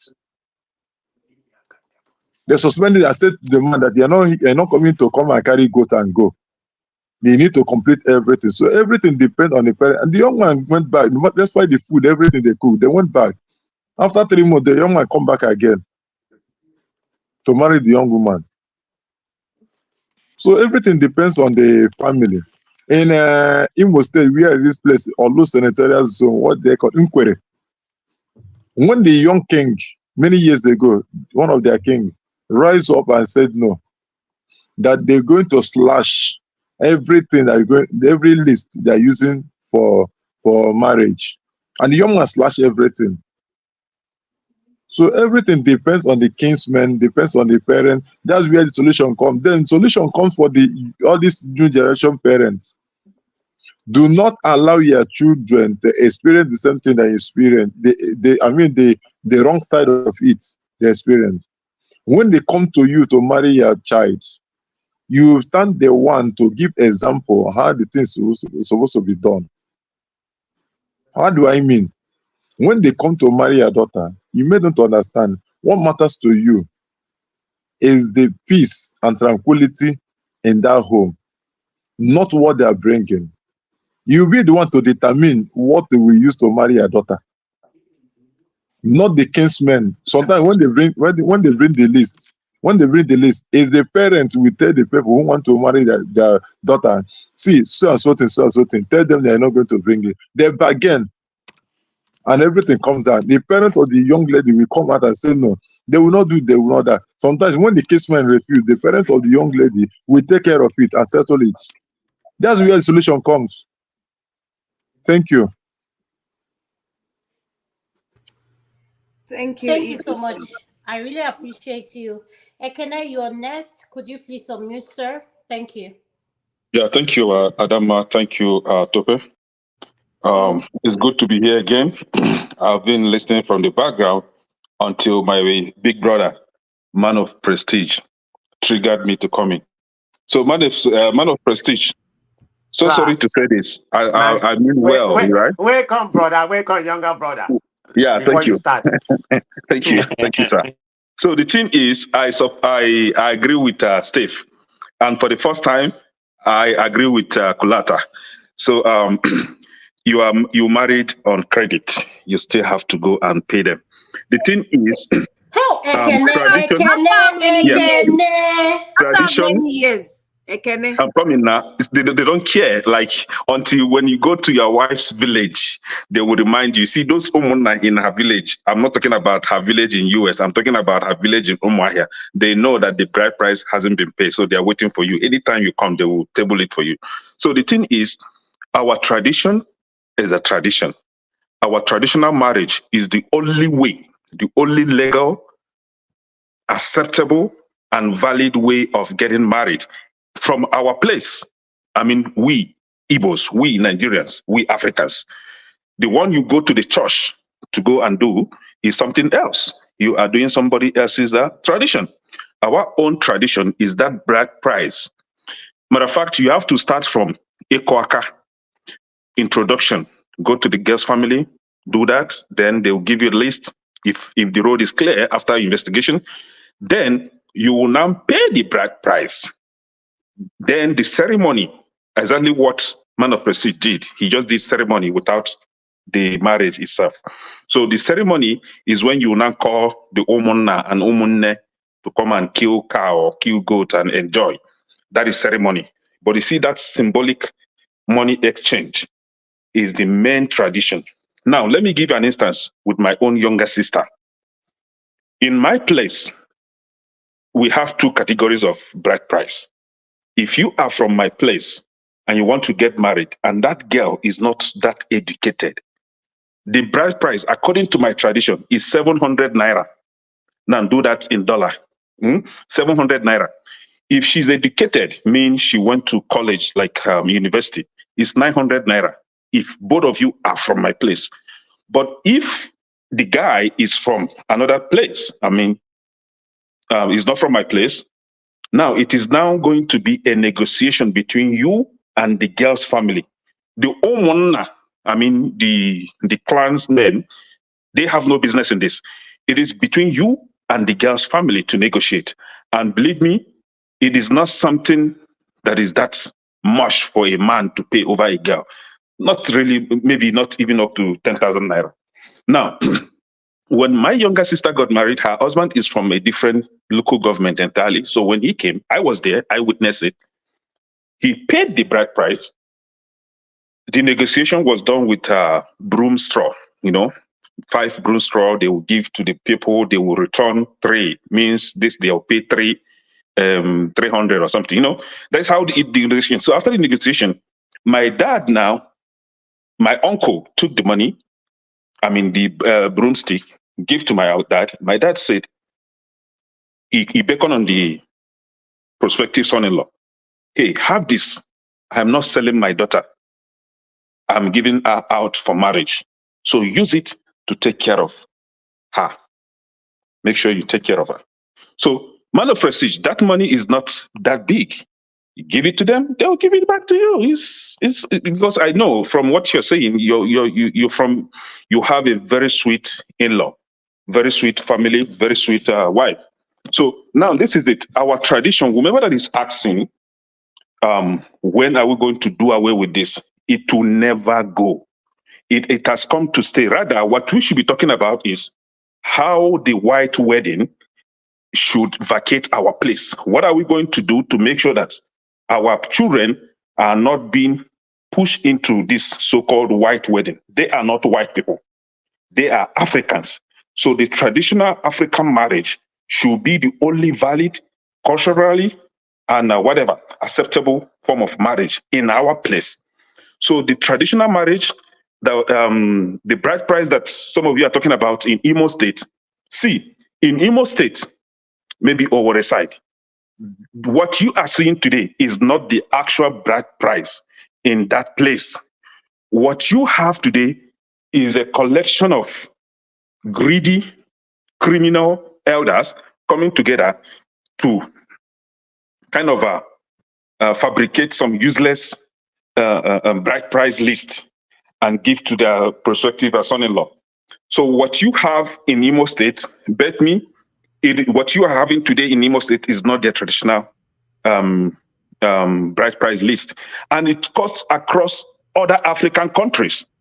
There are African countries where they will ask you to bring 20 cows. Now, each cow is nothing less than $1,000. So you have to bring 20. Then you buy goat, buy this, buy clothes for uncle. Imo State is learning where other African countries are. Imo State is like a baby. There are but this thing is running into millions of naira. Yes, no. Millions. What do they expect a normal? Exactly. So, exactly. Even in Nigeria, have you tried the Fulani marriage? Try Fulani marriage where they will tell you the number of cows you're going to bring. You will now know that Imo State bride price is a baby. But let me ask you, Kenneth, when we're talking about bride price, those goat and someone, that's not necessarily the bride price. I'm talking about the amount you stipulate. Yes, say, that this is money my daughter, is and insignificant. my daughter worth this amount of cash. That's the, Your daughter, his daughter should not be valued based on monetary equivalence. It has No, my nothing to do question with to you money. is that did they practice that in the North? I'm not aware. I'm just asking. Yes. Can I say Their own is something? even. Can you hold on before you answer that question? Before we answer any question, this is the question I want to throw in. Yeah. If you've not married in the North, Uncle Jonaba is here to educate us on I've been to a traditional marriage in the North. I went with my friend, my close friend. We went for introduction at night. Jonaba, you're here. We came to the family, they sprayed our mat, we sat down, we brought cola, we brought a lot of packages, dropped for them. Then next time his people now went. So it's a step by step stuff. And at the end of the day, he paid money. Hold on. Now, if you're talking about Fulani, now I want to put this disclaimer here. Yeah. We need to realize it's based on the family background. And I'm going to use myself and my own family as an example. If you're coming, I know what my brothers went through. Based on the family background, the history, whatever, and the family they are marrying into. Now, how does that translate to a family that is not as flamboyant or in the same? You cannot put it. I don't want us to paint that narrative when it's not. Now, let me put it this way, right? We have the basic requirements when it comes to traditional wedding. In every, do I say town or villages, they have their own unique, basic traditional requirements. Now, in that same village, like the last speaker before me stated, if you are not careful, the responsibility will fall on some scrupulous, wicked kinsmen that will want to rip you off. That list, that exorbitant list they're giving to you, is not the actual list. They made up their own. The last speaker stated that they went to Enugu. I had same experience again. A family friend went to Enugu to get married. Unfortunately, the girl's parents were no longer with us. So the uncles were the one in charge. So they brought some ridiculous list And the guy was like, no, I can't. Where will I get this kind of money? And then they said, if you don't have it, you are not going to get married to our daughter. The girl was crying. She didn't like what the people were doing to her. The only fault I found in the guy is because he left the girl because of that. He didn't marry that girl because of that. If I were him, or if I have known earlier, I would advise him, give her a belle, carry her and come house, make una start family. Whenever their eye clear, they will collect bride price. Thank you, Ekene. And also, I will advise those emo guys, those guys that are trying to get married to emo girls. If you like her sincerely, you are ready to settle down with her, make her your wife forever. Please. And they give you that kind of a nonsense list. Give her the left, carry her and come house, marry her. Wow. They will settle at the end of the day. When you do that, their eye go clear. Small, you go to pay. Small, you pay gradually and everything will be fine at the end of the day. You are married, you're married. She's your wife. Thank you so much, Ekene, for your comment. If not now, Mr. Steph, thank you. Welcome to the show. What do you have to say, sir? Could you please unmute? Thank you, sir. Good evening, everybody. Good evening, sir. Hey, can I salute you? I didn't want to come. I didn't want to come in before. I just wanted to be listening. There is a lot of prestige that brought me here. And when I finish addressing him, I will go back and continue listening. I'm waiting. All of prestige, you've triggered many people. Mr. Steph, please. That's why we're here. He's my in-law because he's my in-law. I just want to tell about of prestige that he married our daughter on credit. And that irrespective of how many children he have given back to, he's still owing us the bride price. And we don't recognize him that he's the husband of the man. They are just partners. They're just living together. After how many years? They are just living together. According to our culture, you guys are just cohabitating. The village now, the village now from Umar Hassad, and it's called Ishepu. So listen. The most symbolic thing about traditional marriage in Igbo land is bride price.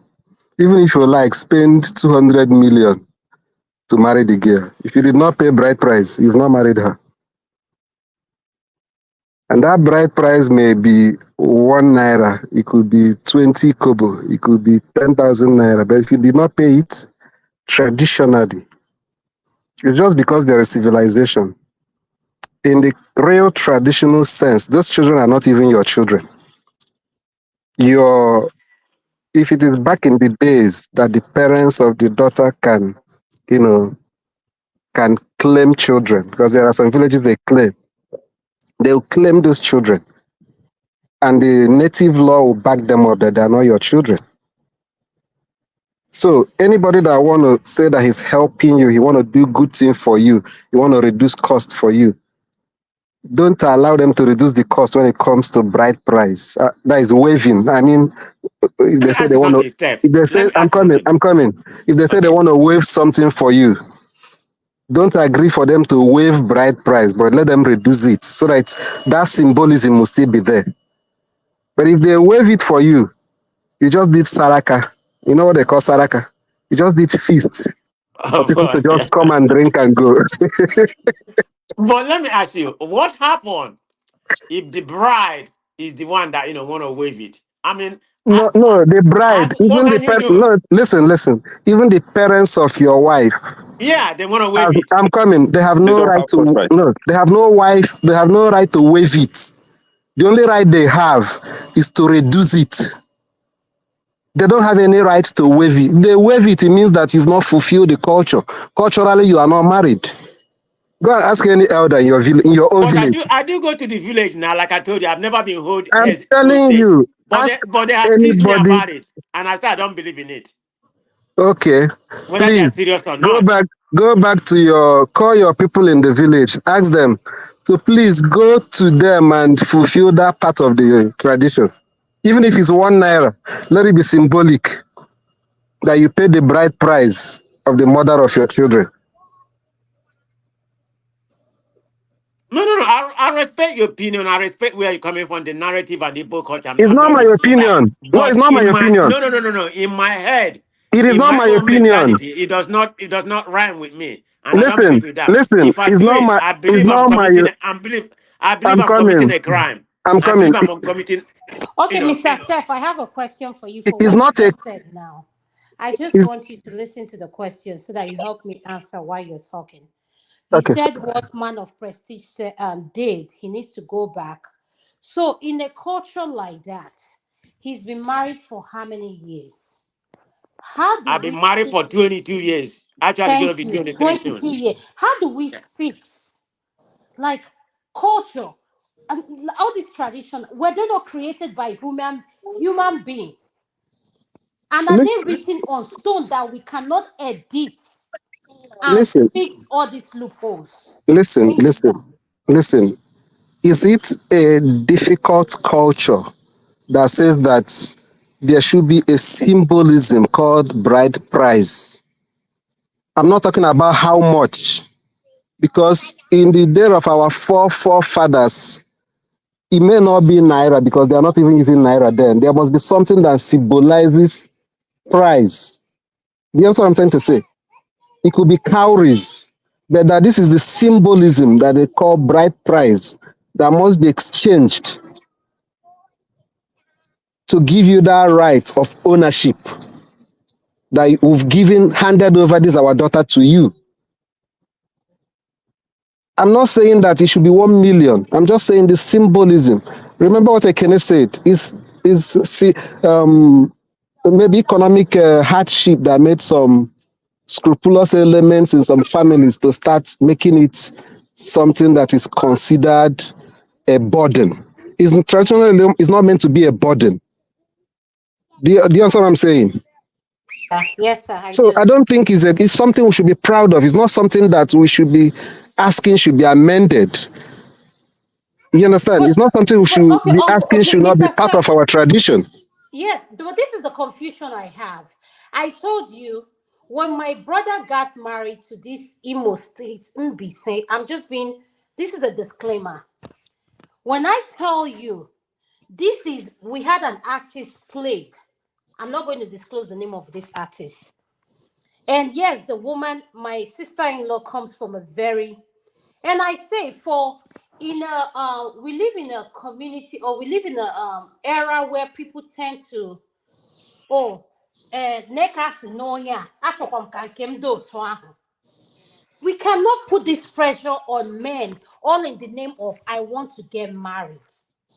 So where can we make it tailored and uniform that even those who cannot afford those like least can be able to say, oh, no matter what background or education you have, in order to make it fair. I'm not saying now, you see, okay, Chioma did her traditional thing. In Igbo culture, what Chioma did with Davido should have been done in her village. I'm not going to go there. But everybody forgot the culture and tradition because of who Davido is. So that's what I'm saying. When it comes to money, we tend to bend the culture backwards for certain people. Then people who don't have the money, we want to stay on this cultural thing. Like my question is, how can we make it fair for everyone? That's I, my I, question. I understand with you and I agree 100% that there should be a reform of what it have turned out to become now. Where they have taken it today needs some reforms. You understand?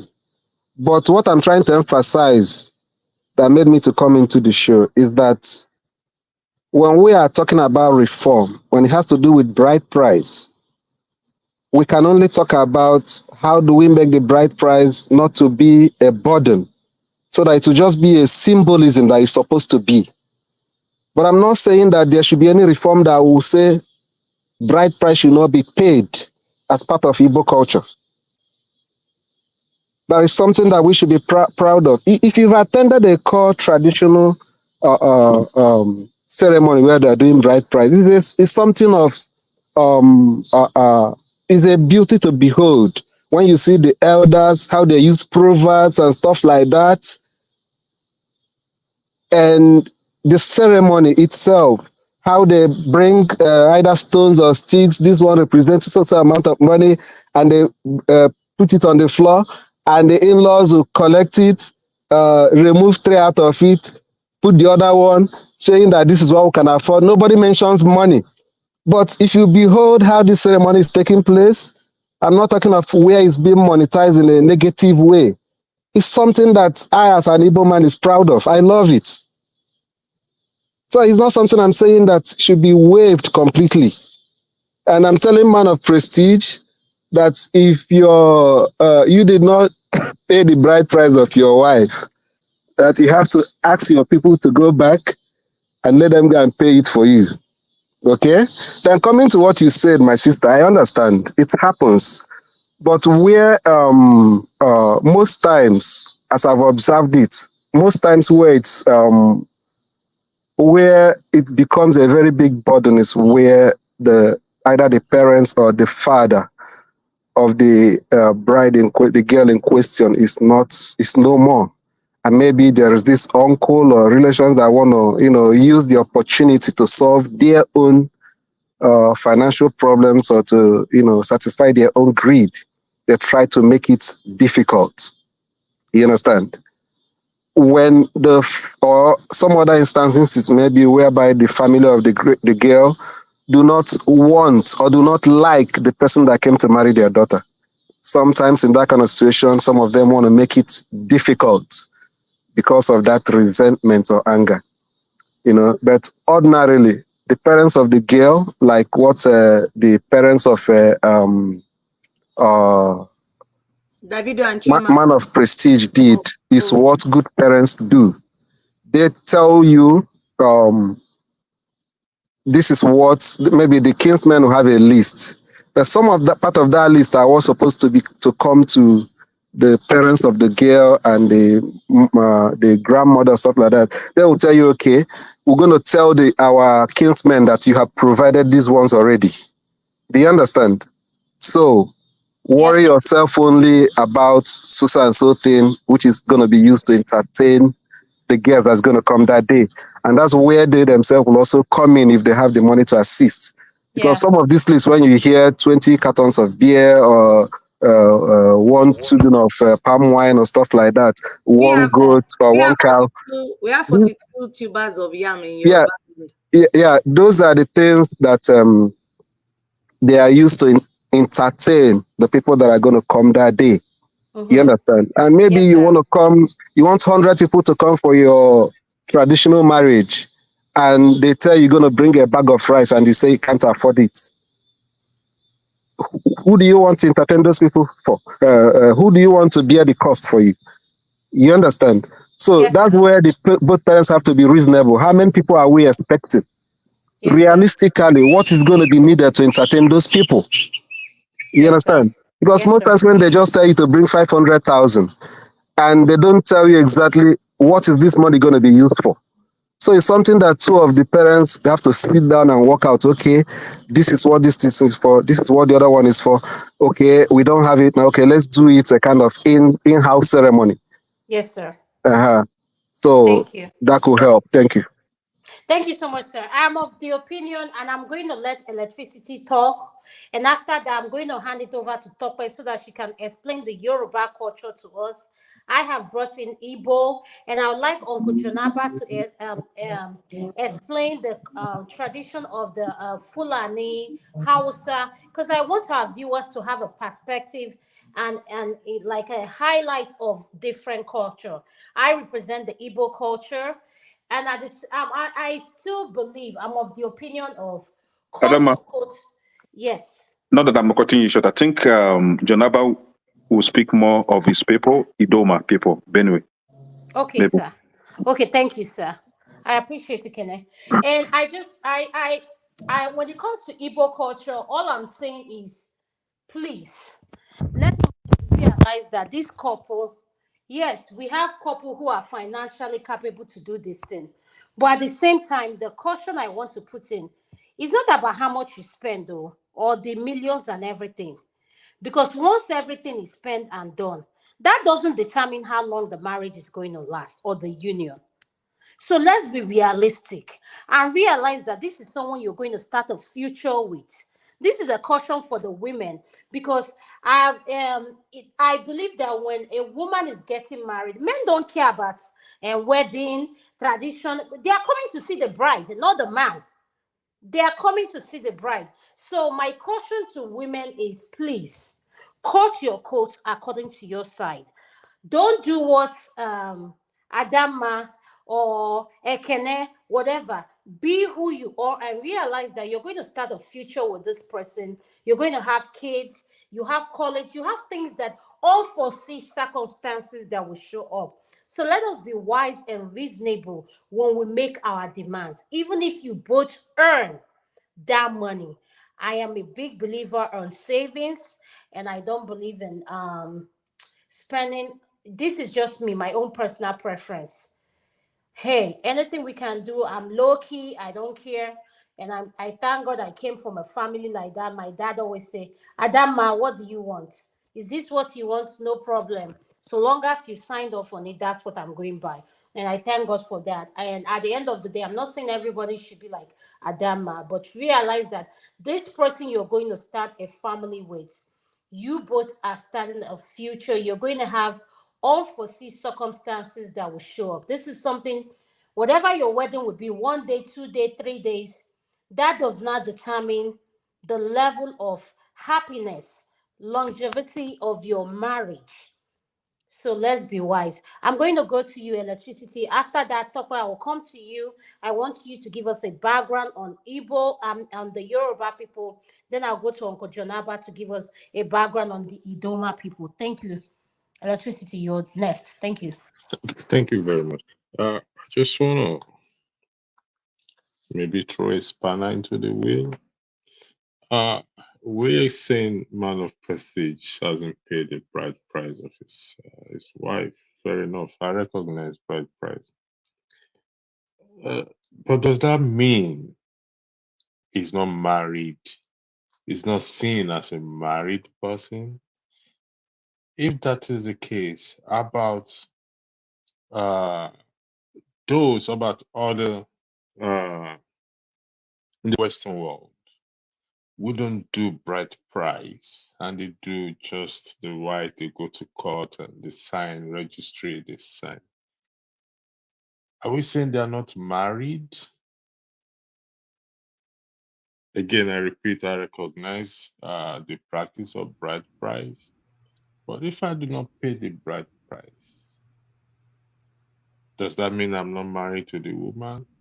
And about those who don't practice that bride price, like I like balancing, balance. How do we balance tradition with modernity?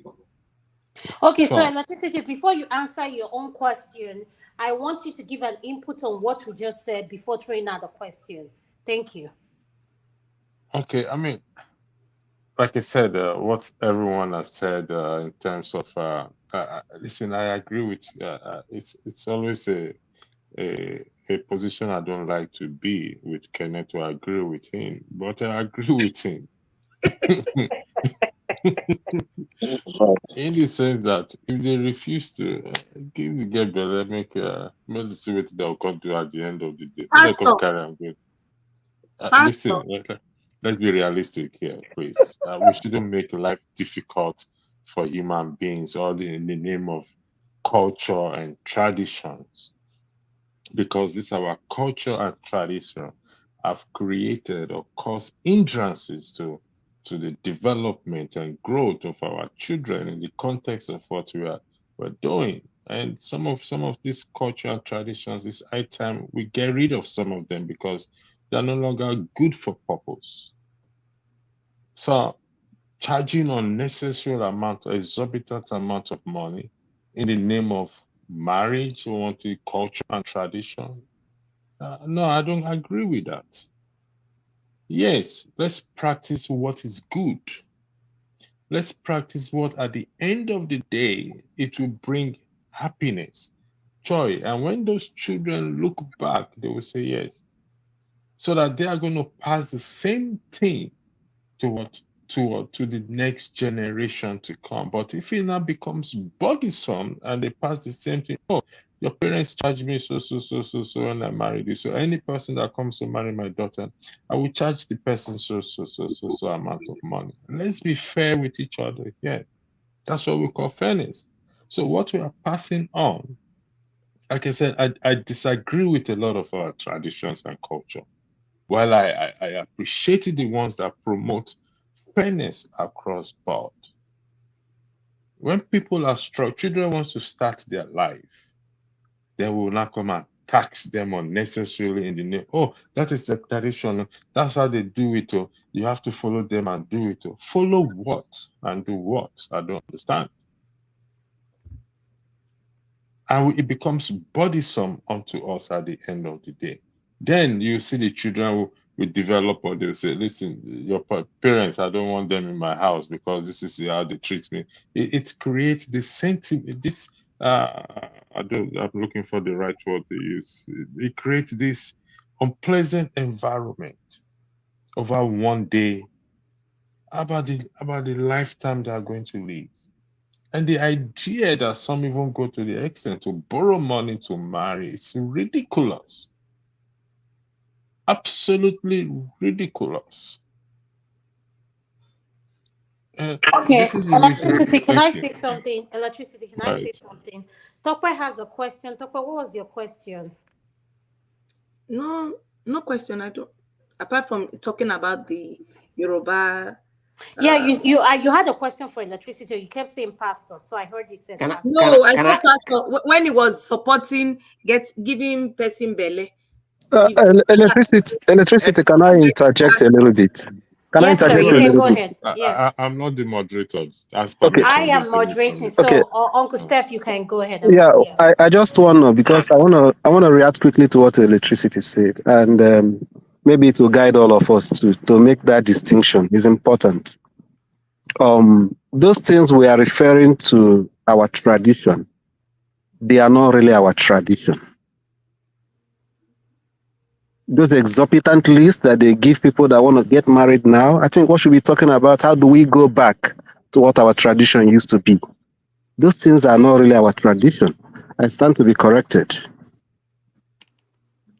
Because Adama, my can I ask You are very correct. I'm You are coming. very My correct. grandfather, Okay.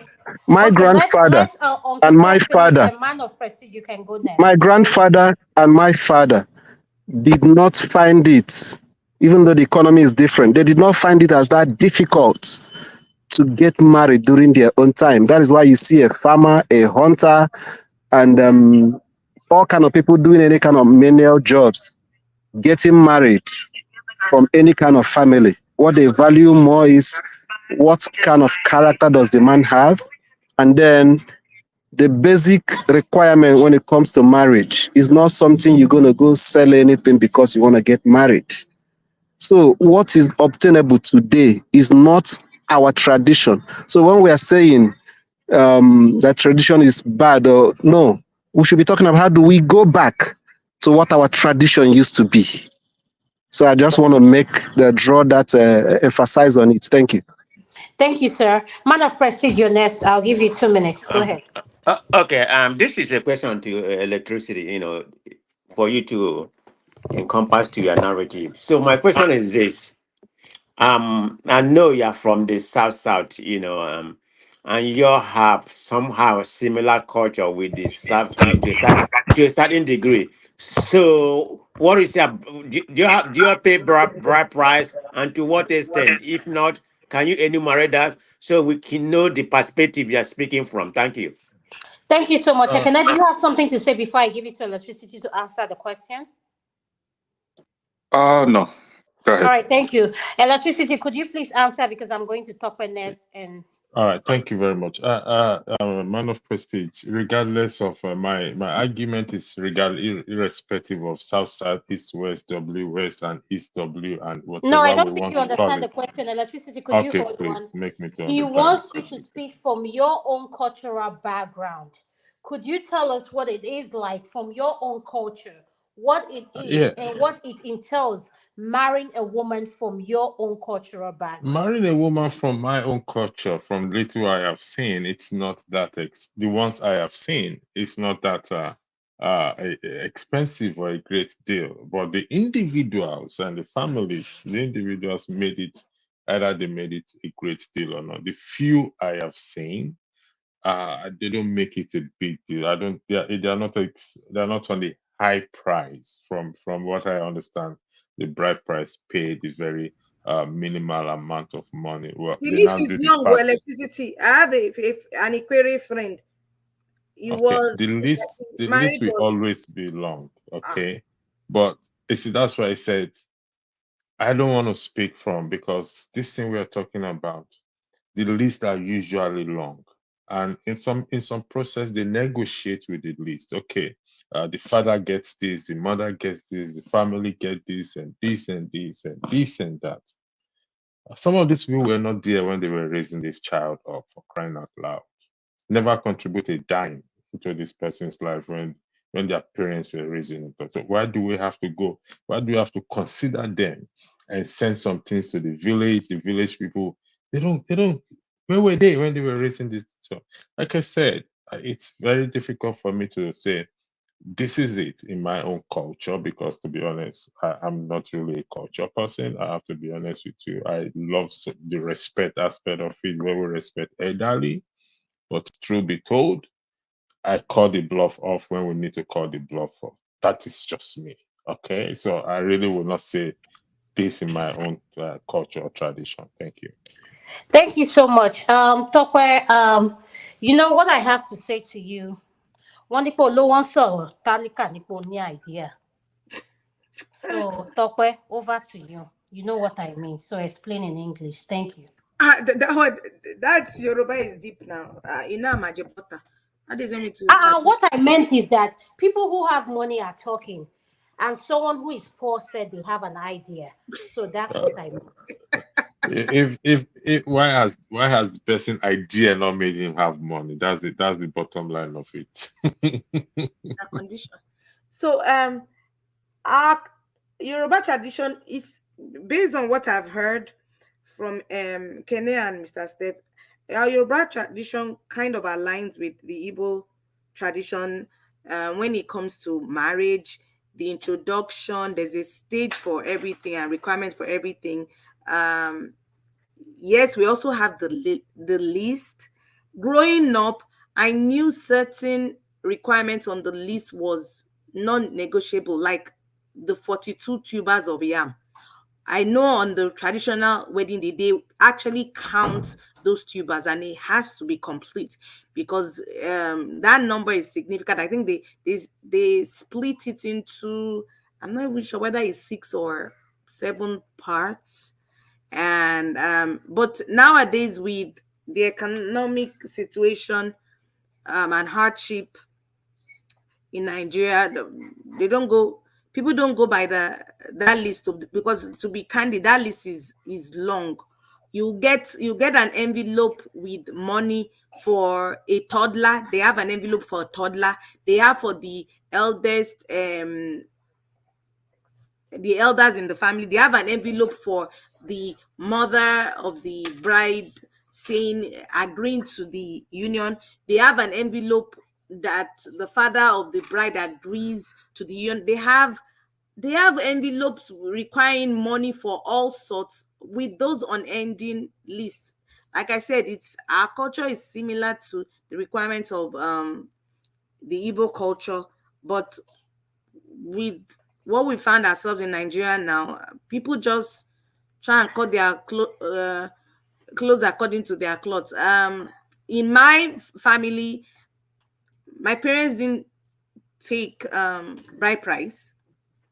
It's a requirement, as I said, with our tradition. But my parents just said, well, they personally take it that they are not selling their daughters, and we are from a royal family, and we can't be bought. So my parents rejected the bride price. But I know with Igbo culture, it's a big thing, even if it's a sense, like Mr. Steph mentioned, is the symbolic aspect of it that matters, that you have to pay that bride price. Thank you. So if you were to marry an Igbo man married from Yoruba culture, marrying into Yoruba, and a lot of Yoruba men too love Igbo women. So let's say it the way it is. Yeah. So do they still maintain the same thing, or okay? Let's use Chioma and Davido's for example. I had a problem personally why Davido did not go to Chioma's village to do the traditional thing. If it was my father would have insisted. He doesn't care who you are. You will go to his umuna. Whichever way you're going to get there with your family, you get there. So yes, I understand they did all this Instagram thing, which I don't fault in. They are celebrities on their own rights. So how does that play? And when you see this intermarriage happening between Yoruba and Igbo, what can you say? Are Igbo women from the Yoruba? I want you to speak as a Yoruba woman. Do you hear your men saying, Igbo women are expensive to get married to? Absolutely. Absolutely. With that list, some will even say, I'm not sure whether it's the Igbo or is it the Benin side or South. They will actually ask you to build a house for the dead father or mother of the bride before you get married. Our men complain. The Igbo women are very beautiful. To be kind, to be fair, they're extremely beautiful. But that list is never ending, and they don't play with the list, so it becomes very unaffordable. But So, Tope, can I ask a question? yes, So, why did they keep marrying them? If there's some kind of, why do who keep marrying? why Why do did the Yoruba keep Yoruba marrying men keep Igbo coming girls? after Igbo women if they know that the list is unbearable? They will save now. They will save and do the requirement or negotiate. Negotiation. Kene and Mr. Step were talking about. They will negotiate with the family now. Correct. Okay. Negotiate. Yeah. Um, Let me make a statement. Please read this comment. Do Yeah, family really include bed and motorcycle? Hey, Jesus Christ. it's ridiculous. My friend at the south True, I witnessed it's that ridiculous. wedding. I'm telling you, they practically furnished the entire house for her. Fridge, freezer, everything was required. The entire thing was expensive. So you now wonder, if you're marrying someone that is a hustler or is just starting to, move up, how do you expect that man to afford all that? No all men will be lucky like my husband or my brother-in-laws, that my parents didn't, they just said bring whatever you have. My wedding was done in America. I don't even think my mom gave any list. My husband didn't even understand what the heck are you people talking about list. We just brought something for showing sake. But again, it depends on the individual family. But I know Igbos, man of prestige, Igbos don't play at all. So in Yoruba's family too, don't play with that bride price. You have to, is a symbol, even if it's 1 cent, they just want that symbol. And back to electricity, who had kind of inferred that the Western world, are you saying they don't do all that, they're not married? That's their culture. They just go to the church and do court wedding, and that's it. That's their own culture. Our culture requires the bride price. I'm sure the Northerners too will have something. It's not that easy with trunks of clothes and all that. We had that trunk of clothes. I'm not sure whether Igbos have that requirement. We require suitcases of George and laces and all those things, and bags and shoes to match. Then jewelry, gold and all that. The list is unending, Adama. Tope, I support May you. I interject if I can? Yes, go ahead. I'm in the Western world. Oh, sorry. Go ahead. No, go ahead. You need to stay. Oh, no, you're I not am going to in the speak of West. the Western world because the Western world doesn't pay by tradition. You can go to any local court and get married. Go to We're not Las speaking Vegas. about that. Let's go to Las Vegas. My question is, the issue is I got married hypothetically over here as a Nigerian black man, everything. So because I did not play that traditional role, let's say I'm married to a white woman, I'm a black, that means my marriage is certified. Would that be, I don't, is that Yes, correct? now, because the person you married is a Igbo now. Why are Do you you need asking? an answer? Do you You need an answer the answer? question yourself. Do you need Marrying an answer someone to that for whom question? are here? Someone like women like Adama, or you I marry won't someone go. from I won't go Tokwe's to area. Maria. Do you I need won't an go to answer to that Maria. question? Do you need an I answer don't to have that money to. question? No, I don't have money Mr. to Steph, buy I bread. think he knows the answer. Electricity likes instigating, I can and answer that him that. means you I can marry answer people him that are that not question. honest. I can answer him. Huh? Ngwana, electricity, he asked you, do you need an answer to that question? Because my own here Go ahead. uncles are here to back me up. Okay. Start answering. The Adama, I answer to said that I don't have question. money The to buy answer to bread. that question is this: Yes, sir. if you are in the eyes of Christianity, I'm not. It's not my own position. In the eyes of Christianity, if you did not receive Christ as your Lord and personal Savior, you will not enter the kingdom of heaven. Right? Mr. Steph, I'm done with you. No, I'm coming. I'm Go coming. ahead. I'm Steph, coming. I'm coming. can you rewind? I Go didn't ahead. get that. I'm trying I'm to. coming. I'm coming. I'm coming. That's an So, interesting place you're taking me to. Go so ahead. Mr. Steph, can you repeat yourself because I'm trying to I figure out. said, in the eye of Christianity, the Bible talk about except a man be born again or stuff like that, receiving Christ as Lord and personal Savior and entering the kingdom of heaven or stuff like that. You understand? So most Christians hold that view because it's biblical. But it's in the eyes of Christianity. So to answer your question, in the eyes of Igbo culture, you are not married. That's just the summary. Yeah. All right. Okay. Thank you, sir. I'm not Thank you saying so that much for you are answering. not. I'm not saying that you are not. He's saying if you want to marry an Igbo woman, you cannot go and do court wedding. I That's For the won't go me, there, question for he's sir. saying. instance, I don't have. I don't have the money. I did not do church wedding because I don't believe in it. Okay. You understand? I Because didn't you're do a it. traditional man, right, Mr. Steph? I believe that it's just ceremony. Yes. You Okay. understand? It has no significance to me as a Mm-hmm. Christian. Okay.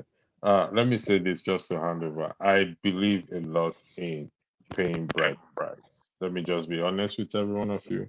Not because it's just a tradition.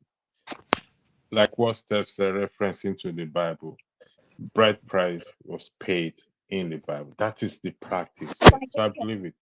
As long as we don't merchandise it, as long as we don't make it burdensome, as long as it doesn't turn to extortion, our life depends on it, or our parents' life depends on it. Because I send my daughter to school to study medicine or study become an aeronautic engineer. So I have to charge the man that is coming to marry her all the money I have spent on her. That is rubbish and ridiculous to me. I use the floor back. Thank you.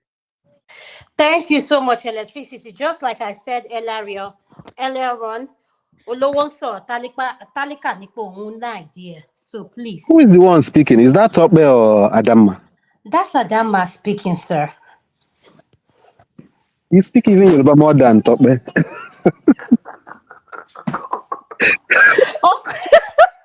Uncle Jonah, Mr. Steph, you are wrong in that. If the I'm, Adama starts I'm sorry, just speaking, observation.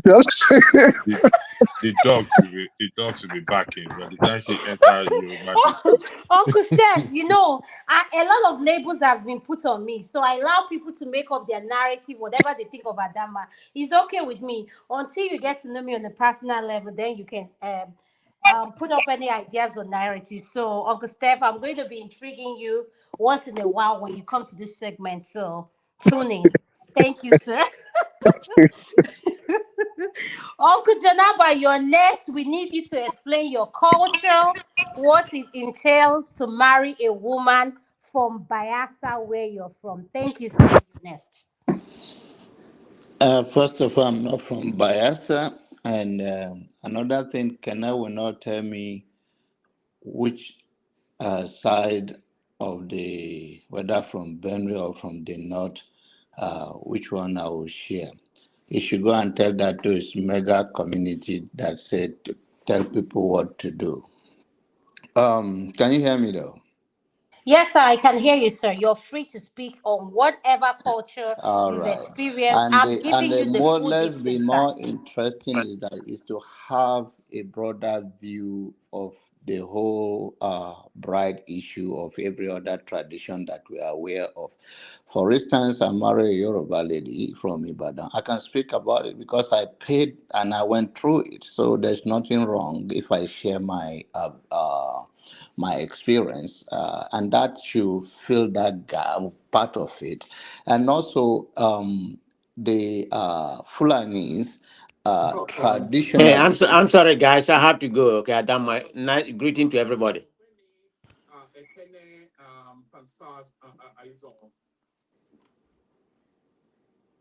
Are we here?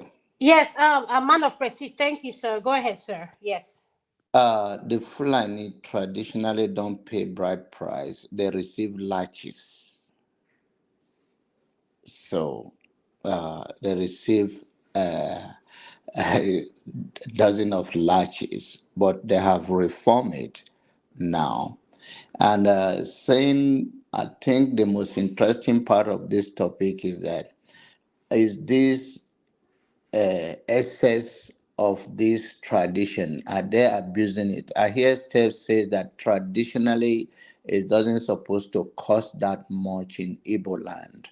And in summary, I told you guys, I said that the Igbo and the Idoma tradition is the same, is similar, so similar. They have boundary with the Enugu, the Ogbadibo local government, the Okwaku local government, they intermarry. They have almost 99, 90 something percent the same way of marriage, and that is why they say that it's too much, it's costing more, based on the school and all of that. So everything is due for reform in 21st century. It is because of those that are holding captive and the mind manipulation that is working for other people.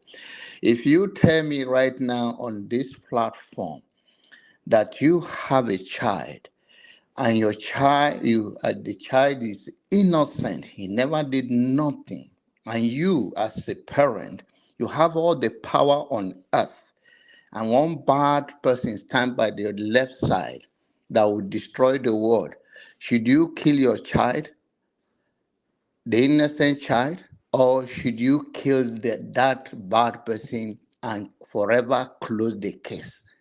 So many things are due for reform, but people just want to stick to the tradition, and sometimes change is not that easy for people to even come to a common sense approach that this is not doable. There was a time in America that black cannot enter the same car, cannot enter the same bus. Even if they enter, if the white walk in, you have to stand up. And that is what brought Rosa Parks to become a strong woman by refusing to get up in Cleveland, Ohio. People just want to take a cheap way of life, don't want to form a reform because somebody else is not their way. And it's due, whether it's Islam, our tradition, Christianity, eh,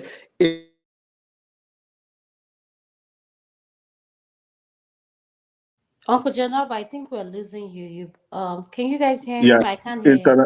internet hunging No, because no, no. Internet do not do me anything. I'm using my phone, Ekenesi and so Wokwenike. I'm too Hey, big for Jesus, internet to man. do that to me. And too big for that. Mega can be quiet when I'm talking, please. so, so everything is due for reform, but for power struggle and people do not want to take a hard way for a change is why we are talking about this. Our traditions, some are due for reform, and there are beauty of some of those things where you see traditional wedding is commenced, some of the approach to it, even most civilized world want to celebrate it the way it's done. But we are talking about when it's taken to the extent that women will not get married or are afraid of getting married. Because some of this tradition, if there is a divorce, you have to return the bride price. Some of them, after even having a child for you. So what after all the people like Kenneth don't whip the life out of the person, you still have to return the bride price and giving them. So all of those things is due for reform. So that is where what we are talking about. We are not saying they should abolish it. I think it's a way of life, but then it shouldn't cost so much to the extent that people will be afraid and women will not get married because of such thing. Thank you.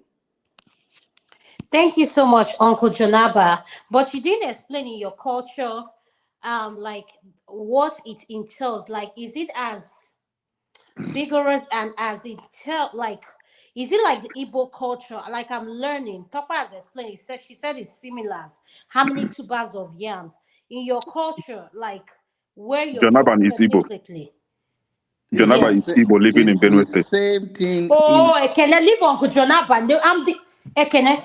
Leave him alone, please. No, it's Thank you. okay. I'm not living in Benue. I'm living in Atlanta with him, the Asibo brother. So, Uncle Jonathan, I want to know. So, is your culture as Is intense as the Igbo culture? I don't want to Yeah, use that. it's I mean, the thing is similar, and I told you it's like 99 point something percent, and that is why the chair of Idomaland called after so many cry that these people are taking it. But then some family, like I said, in my family, we don't do that. We make sure our in-law understand our priority is for him to take care of our daughter. And so, but then in general, it's just exactly as Igbo tradition. If that won't make a Kenefi better than I'm Igbo, I love Igbo people. Anyway, I don't have a problem. It's only MAGA people that think somebody else have to be bull. Jonaba, which one is MAGA, please? Make America. Donald Trump followers. Make Okay. America Okay, great. the MAGA version of Igbo people, right? Make Yes, Igbo great again. yes. That should be MIGA.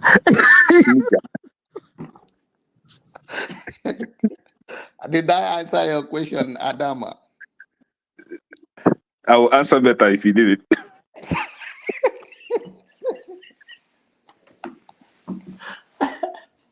Oh my goodness. I think Adama and Tukwe is They're having a meeting. they're having a meeting. And what But about seriously, Jonaba, electricity? you know, Hmm? in your place, yes, I agree with you. Almost 99% similar to those part of Enugu Igbos, Yes, you know. yes, But yes. and it didn't only stop at that. Even the market days, like how we have four Mm-hmm. market days in Igbo land, yeah, Ukwo, are Afo, and for all of yeah. yeah, yeah, So yeah. and that typically entails how how Yes. Igbo-ness you guys are. But the truth here is that yes, in Fulani traditional marriage, they have we have the Kagoro. I don't know if you know the Kagoro Fulani tribe. Those ones, payment of bride price is optional. They Mm-hmm. waive it. You can only show how manly you are by bringing out your chest, to be Exactly, flogged. exactly. So, Mm-hmm. but other Fulani tribes, like especially those from the descendants from Burkina Faso and all that, you have Mm-hmm. to pay the bride price. Actually, they don't even consider it bride price. They say bride wealth. So you have to show how wealthy you are by paying the Exchange bride's of wealth cow. with cattle. Yeah. Yes, Cattle, yes. yes. So and the Bodo is it the Bodo tribe, right? Bororo. No. The Bodo is the bride. Okay, The yeah. Bodo, Yeah, okay, yeah. how wealthy the Bodo is. Mm. So it's similar, like almost part of Africa. You must have to pay the bride price, and I strongly Yes. agree with my brother Steph always that a bride price is not negotiable. However, you shouldn't make it a burdensome to our people because I'm not committing crime coming to marry your daughter, right? And your daughter Mm-hmm. is not being sold off. She's going for marriage, not being sold off. Actually, our then Igbo tradition, right? Even if, I mean, notwithstanding that you pay the bride price, she is going for Ije Inudi, like she's going for marriage. She's not coming to stay with you forever. The only time she stay with you is when she's alive. Whenever she's old and join the ancestors, her body will be taken back to her parents' house. This was our Igbo tradition until the white men came, the religious Christianity came, and is busy trying to bastardize our tradition. The court wedding thing is one thing that me, Kene, I will never accept to that. The church wedding thing is not my tradition. I don't know that. It's not part of me. But when it comes to our traditional wedding, it entails that I am Igbo. This is where I belong, or I am Africa. This is our way of getting married. It makes me. It gives me this. I don't know how to put it, but it gives me this fulfillment that yes, I'm man now. I'm man enough to get married to my wife, not to stand before one. Sorry for Catholic. I'm Catholic too. To stand before one bachelor that has never known what marriage is and begin to swear, take oaths. Me and you forever until death do us part. Something you know that you may not keep at the end of the day. You will not be able to keep it, and you have taken oath. Ah, man, I don't take oath with anybody. See, I marry you, my wife, I respect you, we'll live forever, I love you. If there is anything like love, we love each other.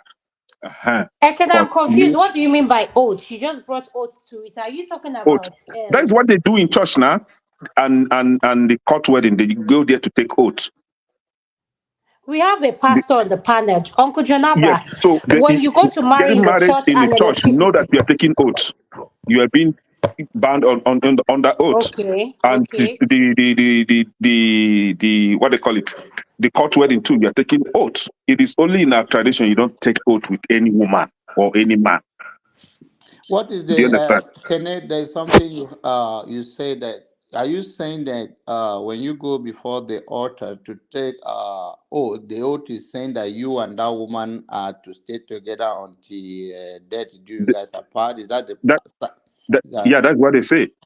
Was it not what you recite after the clergy? Repeat after me. But do you hear the part that says that for better for worse until Yes.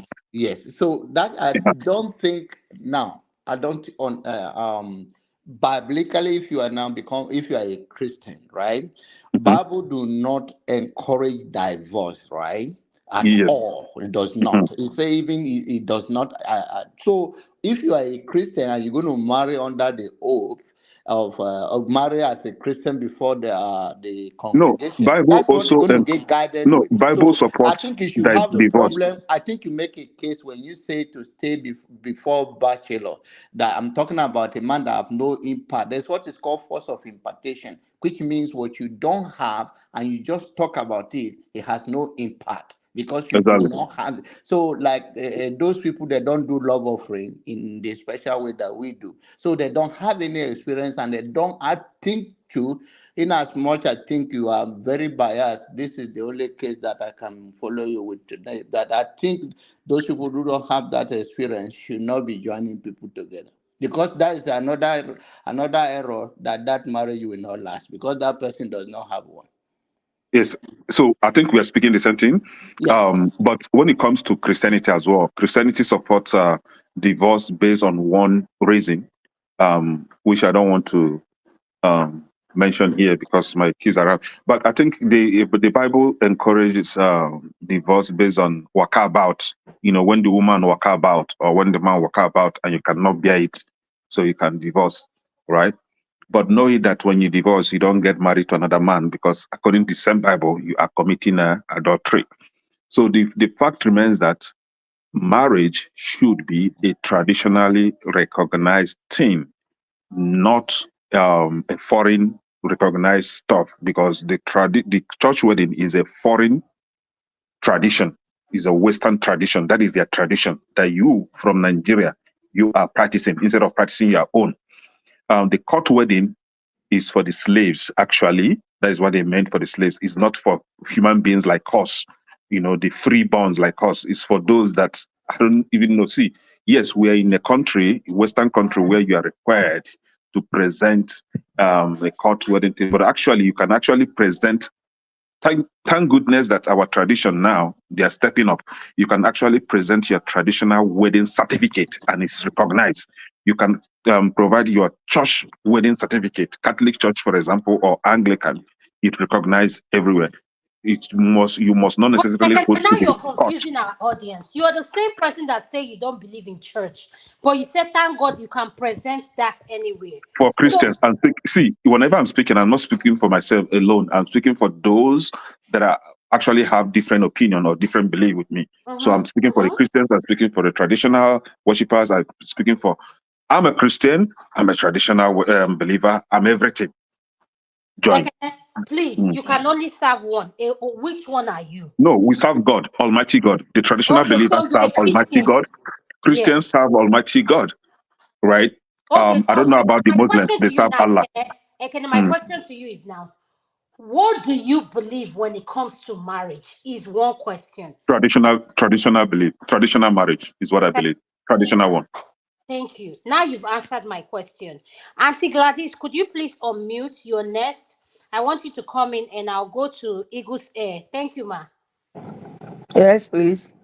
Yes, we're talking about traditional. How can we improve this culture of Ibanku, and what can we do differently? Because this generation that are coming up, I don't think they have time for all these things that we are doing, all this Gen Z. That's just my own personal opinion, ma. Thank you, ma.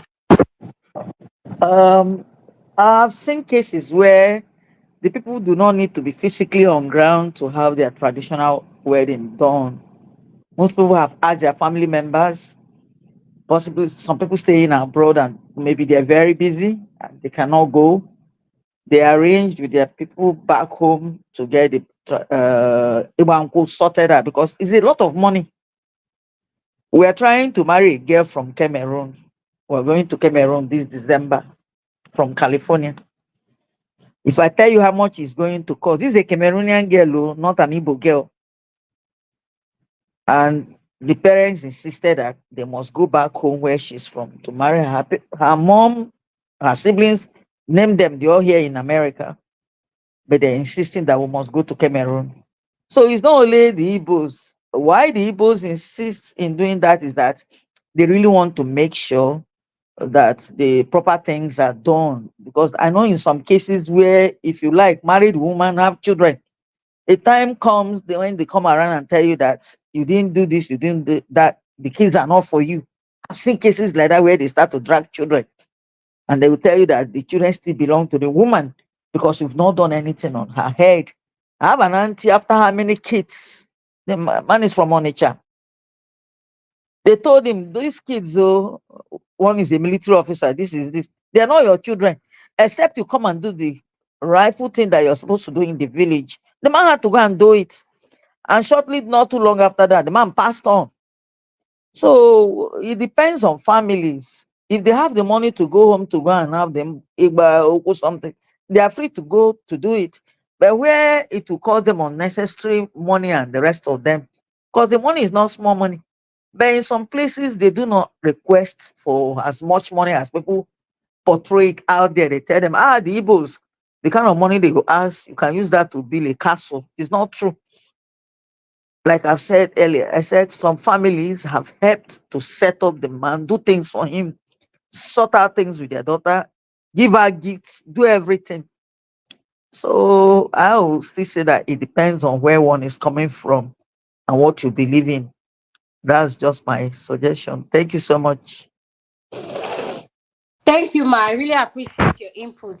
Eagles Air, could you please unmute your nest, sir? Thank you, sir. Eagles Air, are you there?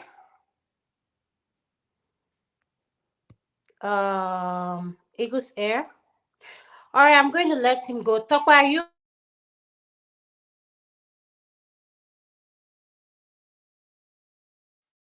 You're muted, Adama. Oh, I'm sorry. Tokwa is not there. I'm going to go to your electricity and I'm going to throw a spanner on it. And the spanner I'm Right. going to throw on it, I'm going to pick up from where Auntie Gladys came from. Her comment. She said when the person passed on, there was something I witnessed where the woman died. After 4 kids, they said the man did not do everything traditionally. They went as far as saying the man is going to drink the water that was used to bath the corpse. This lady was taken back home. She died here in the diaspora. So, in a case like that, hey, why is our tradition so? If someone died without fulfilling everything that needs to be done culturally, what should be done next? Should we go with Auntie Gladys said a comment now? She said so a Cameroonian wanted to get married to a Nigerian, and the family insisted that they need to go to Cameroon to do all the traditional thing. So this thing has nothing to do with is Nigeria. So that is why I love our segments. We touch on Africa. It's not just Nigeria. This is it. It affects all of us. So electricity, I want you to pick up from in a Yeah. situation where everything is not done culturally. Hold on, my dog is barking. Zoe, stop it. Everything is not done culturally. What do we do to ensure that culture? These are two people who fell in love, and like Ekene said, Ekene suggested, get that woman pregnant. They won't do all this, and along the way, finances get tied up.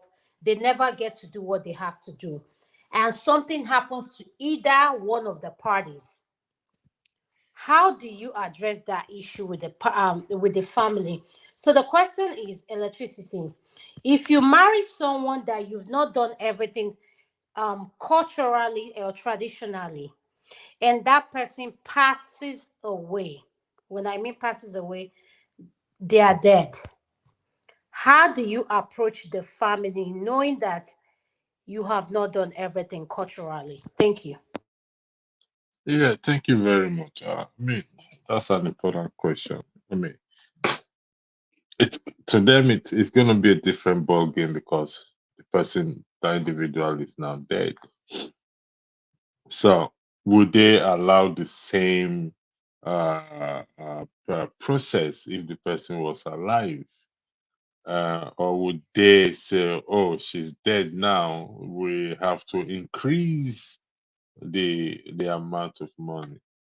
I mean, at that point, to me, the ones I've heard and see, it's like holding the man to ransom. You have to do this. They seems to take away that empathy for a person who has lost his wife, and rather than to sympathize and say, "Oh, listen, this person just lost his wife or has lost his wife. Is our tradition or the bride price that more important? Will it bring this lady back?" You see, these are some of the things we need to address, like what John Abba said as well, to that there needs a big reform. The person died, and so why make it so difficult? Yes, take the bride price only. Don't start making that unnecessary demand that, oh, he has to buy this, he has to build this because they didn't do this bride price before she died. To me, I think this program is important. Well, if when we highlight these things, people will hear and say and join hard voice to it to say enough is enough. We can't. Life is more important than bride price. If I mean, I don't pray it happens to me. I just have to be honest. Out of respect for the lady, I will do the needful. But would I consider that family as a good family? The answer will be no, because this is my lowest form, and you are taxing me unnecessarily. Nothing is as good as having the woman back than just taxing. We listen. I think we're gonna, in my opinion, please. I think we're gonna run another show on this in a more different way. These are issues of life that we have to deal with. In respect to the Cameroonians going to marry, and it's still the same thing. It's all a show off. Oh, she's from Cameroonian, so everybody. Do you know how much it costs to buy flight tickets now? To me, this is just wickedness in my own opinion. So the choice is also left with the couples to say, no, listen, we can't do this. This is too much. And I will not pay thousands of pounds or dollars. I mean, dollars to say I'm going to Cameroon to cheer you up. I'd rather give you the money. The money will be of more useful to you because there are enough people in Cameroon to sell it. That is me, please speaking. Please, that is me speaking, and that's my own opinion. Thank you very much. Thank you so much, Electricity. I appreciate your opinion. Ekene, oh, hold on before I come to you, Ekene. Eagles Air, are you there? Eagles Air? I think he's not there. Can you remove him, please? Thank you, Electricity. Kenna, you heard the question I just threw in. Sorry, In can you a rephrase it situation, again? in a situation and in a circumstances happen, unforeseen circumstances happen where one of the spouse passes away and things has not been done traditionally, and you've had two kids or whatever with this person. How do you approach that issue culturally? Where you have culture that say you have to marry that person. Like, you know what I'm talking about. Yes, yes, You eager know ya who knows. yes. So I That is want you that to is address that part. Thank yes. you. That is what the tradition stated, right? Um, if you, as the man, as the husband, maybe not because of any fault of yours, maybe the family tormented you when you was coming to marry their daughter, or when you were coming to marry their daughter, and maybe you revolted and say, you know what, just like pastor is saying that you must not do that, and unfortunately, the woman died. The same tradition will hold you. You must marry her while she's in casket. That is force, because you dare not bury her. So are you going to carry the dead body on your head and be going around? How are you going to bury her by yourself? You alone? Hell no, your own people will not even support you. That is when you will know that, I messed up really big time. You should have found a way to resolve that issue earlier. You should have found a way to pay her bride price, even if you bride price is not something you pay at once. You keep paying bride price. Sorry, is anybody hearing Kene? I'm not hearing Kene very well. He's low. Yo, Yes. you can't hear me? Kenneth, Sorry, you're sorry. I was having a call. Call interferes with my um. So the thing, but can you hear me now? yes. Can you start over, please? So what I was saying is, maybe you as the man tried everything possible to pay her bride price when she was still alive, and her family tormented you or kind of tried to rip you off, and you revolted. You refused to pay the bride price, and unfortunately, she died prior to you paying the bride price. It is something that the tradition has already made it very simple. You must marry her while she is in casket. The traditional wedding, the traditional bride price, and all that you refused to pay when she was alive. This time you must do it when she while she's in the casket, because um, you can't bury her by yourself. Your own people will not even support you to go ahead and bury her without Kenneth, one paying her minute, bride please. price. Go ahead. 1 minute, please, Karen. So in this scenario, will the family of the deceased, the lady, would they have it in their head that their daughter was married at that point? No, If you ask the guy to marry the corpse, no. so will she See, be declared as married? no. The at that point when the bride price was paid while she was dead, right? Yes. Yes. And the reason being that even dead people, even those that are already dead, like men, for example, the family might even go and marry a wife for him, for the dead one. And the woman will come into the family and have children for the dead Yes, brother or for the yes, dead son of the I family. get that they do that too in Yoruba tradition. In some places, culture, they do that. But I'm just trying to figure it in my. But maybe I'm overthinking it. Yes, they That do it. marry, so the person that is dead will be declared as a married woman Yes, when they pay. married, from in the casket, and it's a Hey, tradition. wow. So I'm saying this for pastor to actually listen, and I don't pray such before him. Nothing like that will come his way. But this is what the tradition will insist that you must do for anyone that failed to do that while the person is still alive. If anything happens to that person, that is when they will hold your brokos. You say, okay, you think you're smart, eh? Oh yeah, come, now we are holding you. Come and bury her, let's see. Do you understand? You must do it at that point. In short, the kind of stress they will put into back, left, right, and center, your own people, our own people, you must do that. You won't even know when you are pleading. Okay, let's just do it and have peace. So it is something that has come to stay. I was laughing at our dear Anambra State Governor. He took his daughter to Abuja and have traditional wedding in Abuja. This is the so-called governor that is supposed to show example, live by example. But that is his own cup of tea there.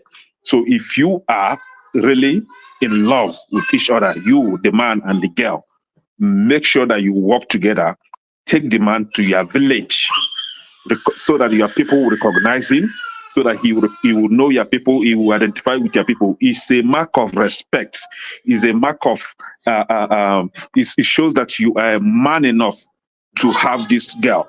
So for those, the lady that spoke now, going to Cameroon, I commend you guys. You don't even know the impact that you're trying to create in that girl's family. It shows that you are a family with common sense, a family that have respect for them.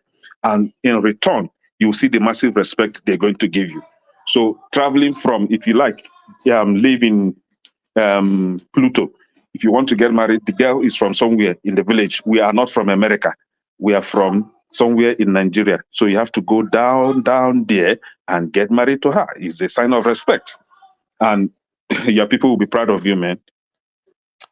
May I say something? Am I allowed to challenge what You Kenneth can said, ask please? him a question. I want to go to Jonaba. Then Okay. I have a question for Ekene. Kenneth, yeah, thank you for giving me the floor. Kenneth, this will be an extreme situation here. Very extreme. I don't pray it happens. God So, forbid. yeah, I'm asked to marry I have to do the traditional issue there. What if I decide not to do it? What will happen to the corpse? Are they not going to bury the corpse? Now, the thing is, it is your responsibility. If you truly, I'm not putting it to you now, if it is the man's responsibility, if he truly loves and respects his wife, and if he truly loves and respects his children, it is his responsibility to now sit down and say, do I owe this woman that I've lived my life with, this woman that has borne me these children, this woman that I call my wife, should I accord her that respect to give her a befitting burial, to respect her corpse and give her that burial? Whatever my beliefs are, whatever my inclinations are, is it okay? I mean, is it acceptable for me to put this aside and just give her that respect and give her that burial, that she deserves? So if it's something that you cannot do, you think you think that because of your beliefs or because of pride or whatever, that her corpse will stay on ground and get rotting and not rest and not get buried, that is their business then. Is their business. Uh, Because the Okay. wife, she belongs, Thank you. she's part of you already. At least you have children together. All right. On the other hand, you know what? At extreme circumstances, this is what the family may end up doing. They will take the corpse of their daughter and bury her. You see those children, they will pack all those children. They don't belong to you. Those children are not yours. They don't belong to you. They will take the children. After all, you didn't pay, and they will take you to. If you go to court, they're going to use customary law to win the case against you. What kind You of end up court? not having children. What kind Pardon of me? Can court? I? Hmm? I'm Can taking I? back. And then what It kind was. of court? The Are man you will the just floor? carry Thank his you. children. Which The children? man will just carry his children and ignore all that You story know, you are saying. okay. Saying that the children belong to the deceased. Ah, Can I? tradition is Dr. something. Wilkes, Oh. not to interrupt you, I will let you answer. What Ekene does say does exist. I That's agree. nothing to. No, Yes. I agree with him that is saying what obtains right now. Yes, but I'm being factual too. Now in this day and generation, is the man that will allow all that to. The man will just bullshit everybody and just say they are my kids. What are you people talking about? Which customary courts? Just jackpot with your children. Then Okay. our body will be taken to her father's house and buried, and the children are going to grow up tomorrow and ask you, why did you take that harsh decision against their mother? So, do you want to make peace in your family, or you want to cause confusion later on in life? Because the children are going to grow and they will demand for the corpse of their mother. Why did you bury our mother in her? Why did you allow her body to be taken back to her father's house instead of our house, instead of your house? So it's something, there are a lot of things you have to put into consideration, because you may do it as now thing, it's not a problem for now, but you don't know what it will turn out to tomorrow. I And don't I want to what I work. agree with you in some of the things you said, and then I disagree. Uncle Janaba, I want you to speak next. Then I have a question for Ekene. Uncle Janaba, go ahead. Thank you. All right. I have experience on this issue. So, from my mom's side, one of her sister passed away. Uh, she has at least five kids with this young man, and they say that he has not paid the bride price, and suddenly this young lady passed on, and the traditionally in the Doma culture, the body has to be returned to their father's place. Some of the culture now, they have changed it to a level. Some you are allowed to bury your wife, and some you are not. You still have to return. In this case, they have to return her body, and then the people say, "Okay, we are not going to take the body," and then I intervene that this has happened. This deceased young lady, uh, she's not here, and they should just take the body, and everybody should learn from it. Then there's another lady from that side right now. She's married. No, she's not. She's, we can say, married. To our people, they believe that person is not married. They are together and they have four kids in Abuja. Now she told me the same. So, okay, see what happened. And what I'm trying to say is that you are the value you place on yourself. I don't blame those guys personally, because there is no way in Nigerian space, in African space, that you have decided to stay with a man, to stay with a man, to have these kids, and you don't respect your own value and your traditions, or even do whatever that you call it, church wedding, court wedding. I think this also has to be a direct address to those ladies in Nigeria or elsewhere who are staying with a man that they have not do the needful according to their traditions that they enshrine the most. And this is why it's important here in this show and wherever they are listening to, because the value you place on yourself is the same value. And the people you surround yourself with, I don't think there is any responsible man that loved you so much to have 4 kids with you will not follow you to do the needful, even before you have all those kids, till the point of death and body has to be dragged. It's a sign of irresponsible from both sides. Thank you.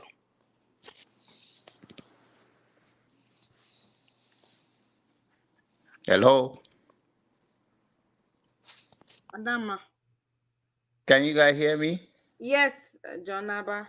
Yes, that's my summary. I think both party involved in this dragging issue until the woman passed away without doing the needful according to their traditions is a sign of irresponsible, and that both of them, both the man and the woman. And I think that is the reason why we are saying here, as we consign of those people that our children get married to, is one of those things that you cannot just be hanging around without respecting. The other one, Thank you. yeah. Thank you.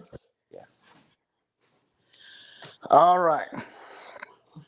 Uncle Janaba, you just said it all. I want Ekene to answer this. Ekene, you said something in regards to tradition. And I heard everything Uncle Janaba said, even though I stepped out for a little bit. Ekene, this is my question to all of us on the platform. We all live in the diaspora and we have kids. If I use myself an example, not anyone else. My daughter ends up being with someone or a man who is an African American from here. Why is it that we put this thing on our women about culture, tradition? I respect Igbo culture, whatever culture, wherever you're from. That is who we are. That is our identity. You don't know if you like it, but in order for you to be in our surrounding, you or mingle with us, you have to respect who we are. You don't necessarily have to like or believe in what we believe in. That is just my own opinion and perspective on life. So Ekene said something about, oh, if a woman dies, the man has to do this and do that. Now I want to put this thing to Ekene. If you marry an African American here, and I'm going to use the American as an example, where we have women who love our men, Nigerian men to be precise. They don't care where you come from. They have kids with you. Vice versa. We have our men who like American women. And I'm of the opinion we need to stop using this word. And I know Uncle Jonaba, we've had this communication on the word akata. Until you know what that word akata means, please do not go to anywhere publicly and start using that word anyhow you want. Before you open your words and before you open your mouth and use those words, think about your children that you just gave birth to in the diaspora. I am using my children as an example. These are kids who have been to Nigeria how many times? And they still don't understand Nigerian culture. To be careful what we require of people, and we know we cannot give the same thing back in return. In a society where we say, oh, to whom much is expected, much is given. Ekene, from your expression of culture, and every one of us that spoke, Ekene, I love you as a brother because you always support us, Uncle Jonaba, and Pastor Andrew, Auntie Gladys, Tokwe. This question is put out to us. We all have kids here in the diaspora. Yeah, hello? So, yes, can you hear me? We all have kids here in the diaspora. So when we use the word, I can't, I'm hearing someone speaking. I'm sorry, is it me? It's Kenneth, but it's muted. I've muted him. Okay, thank you. We all have kids here in the diaspora. When we say something about culture, this, we get married to African American, or not just married. Let me not use the word marriage. we get into a relationship and this person has a child for us, and you're a traditional man, you're a cultured man, God forbid something happened to you. This is my own personal story. It happened to my uncle. He had 2 kids with this woman, and she's one of the best thing that happened to my uncle. When my uncle died, when my uncle went back home to get married to a woman who is from Igbo culture, from our place, everything, his wife that he married could not do half of the things this woman did for him. So, permit me to speak on my own emotions and understanding when I say things. We need to be careful how we word and say things. It's not just about us, it's about our listeners, our kids, everybody. So for those people that will come up and say, oh, we have people in Nigeria who are biracial. No, I'm speaking for Adama. Whatever your belief is, I want to listen to you and I'll learn from you. I'm just saying, just listen to my story. The point I'm trying to make is here. We hook up with women who are African Americans, Caucasian women, they have kids for our men, vice versa. So if anything happened to those men or women, these people step up. They want to do everything in their power to make sure this person's corpse gets home to their family.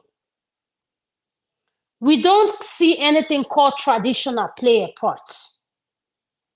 All I have seen from my personal experience that happened with my uncle, this woman flew in with my uncle's cup, arrived before we did with my uncle's cup. His own personal wife couldn't show up. The point I'm trying to make is be careful how you point those fingers. At the end of the day, yes, we are people who believe in culture, tradition, but at the same time, I said one thing. We'll use the word openly. Akata, akata, akata. Please, what are your children? Your children can't speak Igbo. They can't speak Yoruba. Your biracial kids cannot understand. They are not more put together than me, Adama. But you come on the platform for the fact you say, Adama, I have an accent. I can speak. You say, Adama is, she's so Americanized. The point I'm trying to make here, let us be guided in the way we use our language. I realize that words do have meaning. Words do weigh heavily, not just on us. We are representing our children here in the diaspora. My daughter went to Singapore, Hong Kong, China, and Bali. She went there for 1 month. 6 weeks with her 4 friends. 2 of them are Asians. And I'll tell you one thing about these 2 girls that have been in my daughter's life. They're one of the best things that happened to my daughters. I don't look at them as my daughter's friend. They are my children. And her parents take my daughter, who's an African American, like their own children. I kind of frown on, this person is Akata, this person is that. The caution I'm trying to put out here for us, Ekene, when we use the word culture, tradition, this thing, yes, it's our culture and our tradition. We need to embrace it.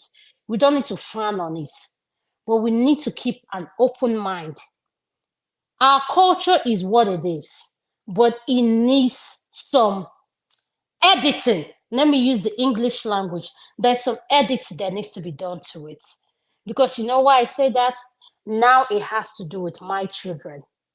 My own children, I know, do not look at life the way I look at life. I, as their mom, don't even look at life the way my parents looked at life. But one thing I have been grateful for is how my mom raised me and raised my sibling. I'm the only daughter of 4 boys. People don't know. My brothers listen to this segment every week I come on. My own biological brothers. Because they know who I am. They support me, they push me.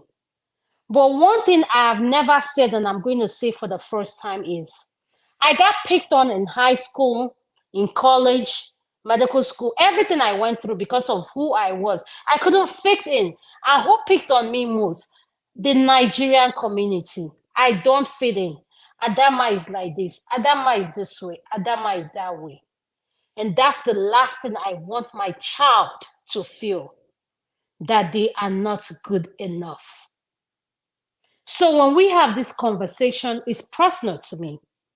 It's not just personal to me in the sense that, oh, we are just having a conversation. We all here in the diaspora have kids. My children, I know the conversation I have with my children. You all know the conversation you have with my children. My child will never fit in into the Nigerian culture, no matter how much they go to Nigeria. The point I'm trying to say is, let us be guided in our words. And remember, we mingle and interact with people who don't understand our culture. And at the same time, let us have room to explain where we are coming from, in the sense that we want to let people in and say, yes, I'm ready to learn whatever you find or don't understand about my culture. I can teach you because I understand where you're coming from. Thank you. I yield the floor. Thank you. Okay, so should I come in? That's fine, Ekene. Okay, good. Thank you.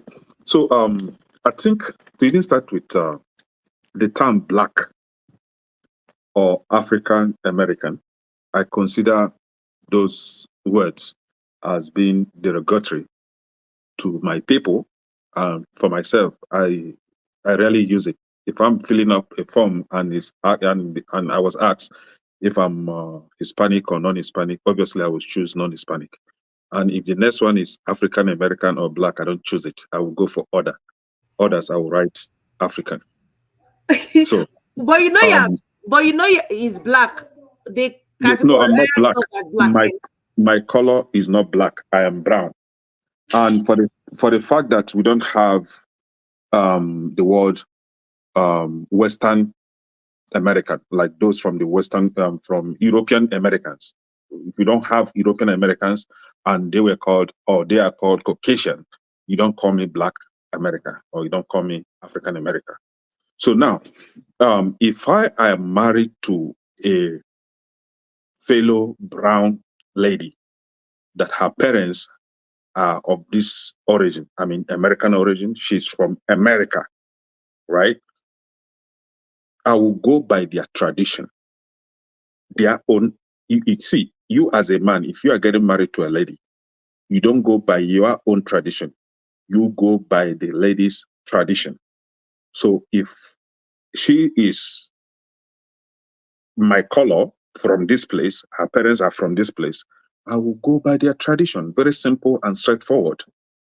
But if I'm getting married to somebody of my color and she is from our place, her parents are from our place, and her parents demand that I have to go to her place, to their place, I have to go to their place. And whose tradition am I going to respect? Whose marriage right am I going to respect? My wife's people's marriage right, not my own. My people will only accompany me for the marriage. Our tradition doesn't play a role there, right? So if anything happens through the marriage or after the marriage, again, and if it concerns the lady, it is their own people's tradition, not my tradition. But if it concerns me, it is my tradition now. So for the lady that you started an example with, obviously the man is from Nigeria. And maybe when he was alive, he has verbally requested that if anything happens to him, he should be taken back home. And that is why the people that loves him, the people in his life, must do everything possible to take him home.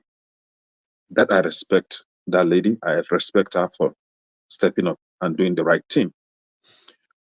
If that man is from this place, it's simple, straightforward. They will go to the burial site and bury him and sing whatever, and that is it. He's gone.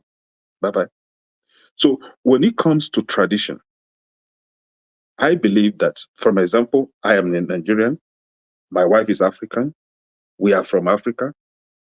If anything happened today, our tradition must be respected. If you are coming to marry my daughter,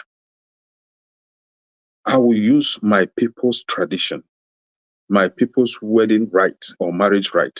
The list is coming from my village, not from America. Even though I will be the one to compile it, but I will seek an idea, I will ask, how do we do it? Then when it comes to my table, I will now fix one or two things that I think I can fix. Like Steph said it, you, the father, you have no right to alter the traditional rights, not the fabricated ones that we have these days coming from greedy people in the village. That marriage right, traditional marriage right of our people, I will not touch it. You, as the prospective son-in-law, is something that you have to take care of. I'm not doing that. I'm not doing that for you. You have to show that you are man enough to take care of my daughter. That is not being wicked. Yes, if the list is outrageous, no, woman being make the list and woman being can modify it. But there is one particular one that is of our tradition that cannot be altered. That one, no negotiation. But every other, like bring 10, 20 cartons of drink and all that, those ones are like fabricated ones by greedy people. I can alter, I can even take that one out. But you see that, what they call it, palm wine. You must go and find that palm wine. Oh. You must put that palm wine in the cup and give to your husband. That must be done. Nobody is going to use red wine. That is not our tradition. Our tradition is stated palm wine from palm tree, not bottle wine. That is omenenu. What we are doing is omenana, not omenenu. So my tradition will be followed for you to marry my daughter. No negotiation. I am not from this place. I am from Igbo land. So Igbo tradition must be respected, not American tradition. You, as my daughter, you are not American. Your father is African, your mother is African, so you are African. You are not from this place. Yes, you are a citizen, but you are not here. That is simple. Our tradition must be respected, not American tradition. Modernization or whatever civilization nonsense has no place in our tradition. Our culture must stand. Modernization, westernization, civilization, whatever, should stay in their own side, on their side. Our tradition is on our own side. Everybody should respect the other. We can't encroach in theirs and they should not encroach in ours. And we cannot stand here and begin to, with our own hand, put our tradition and culture into extinct. We shouldn't be doing that. We should be encouraging ourselves to revive those dying tradition and cultures that are good. There are bad ones, we can discard those ones, but the good ones, like, do you know what it means? Your daughter is getting married or your son is getting married and your tradition is being respected. That is a big honor. We shouldn't let that die, even if it is the only thing that we can uphold in our tradition, in our culture. Please, let's keep to that. The Western people should be doing their own Western style of tradition. We should be proud to do our own, anywhere, anytime. So if you are a white guy and you're coming to marry my daughter, that her father and her mother are Africans, you have to come to my village and do the traditional wedding.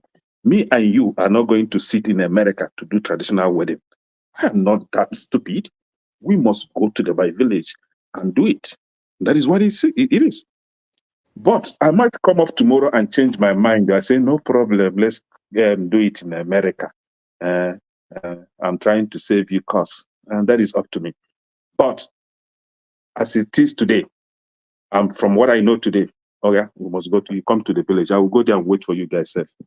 And for your arrival, I will send people that will come and escort you and show you the road. Thank you.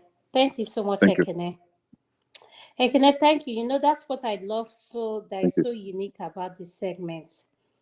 We all have an opinion and everybody's opinion is respected despite how we view it and everything. And I just want to tell you, I respect your opinion and thank you so much. Uncle Jonaba, you're next. Could you please unmute, sir? Thank you, sir. Okay, which one are we talking about? We just talked about how the culture just not just affect us. Uncle Jonaba, this is something I want you to talk on, which is something I had a conversation with you, and sorry for letting it out. It has to do with the word akata. Could you please highlight that word? For us that have children in the diaspora, we think our children are something. Maybe it's just me thinking. At the end of the day, if you like, put any spin you like on it. That man knows the children she gave birth to, and at the end of the day, I deal with reality. I don't deal with friction. I deal with what is in front of me. So you can think whatever you think. What works for Oh, my household will not work for your household. So that's what I want to deal with. The word akata, and why is it that when our culture does not suit, like I said, for someone like my uncle who was with a woman that was not an American. But when my uncle passed away, she did everything in her power. My uncle was buried in Nigeria. That was his last wish. So, how do we include our culture and at the same time have room for editing things that doesn't sit well with our culture? Thank you, sir. all right. By the way, the word akata, um, I completely do not want anyone nor call anybody that name, knowing the meaning of what it means to call akata, the meaning of akata. I don't want to call anybody. Uh, Sometimes mistakenly, such word proceed out of someone's mouth, but not intentional. But the meaning is degrading, so I don't like to use it. And come to uh, our children here, they are no different. They are also a cat. Can you hear me? Yes, I can hear you quite Yes, well. we Thank you, can. Can sir. you I still can hear hear me? you. Yes, we can hear you. Okay. So I believe that they are a kata as well, if you want to say that, because they are born here. This is the environment where they were born, and this is the culture. Uh, we and them are not born in the same place.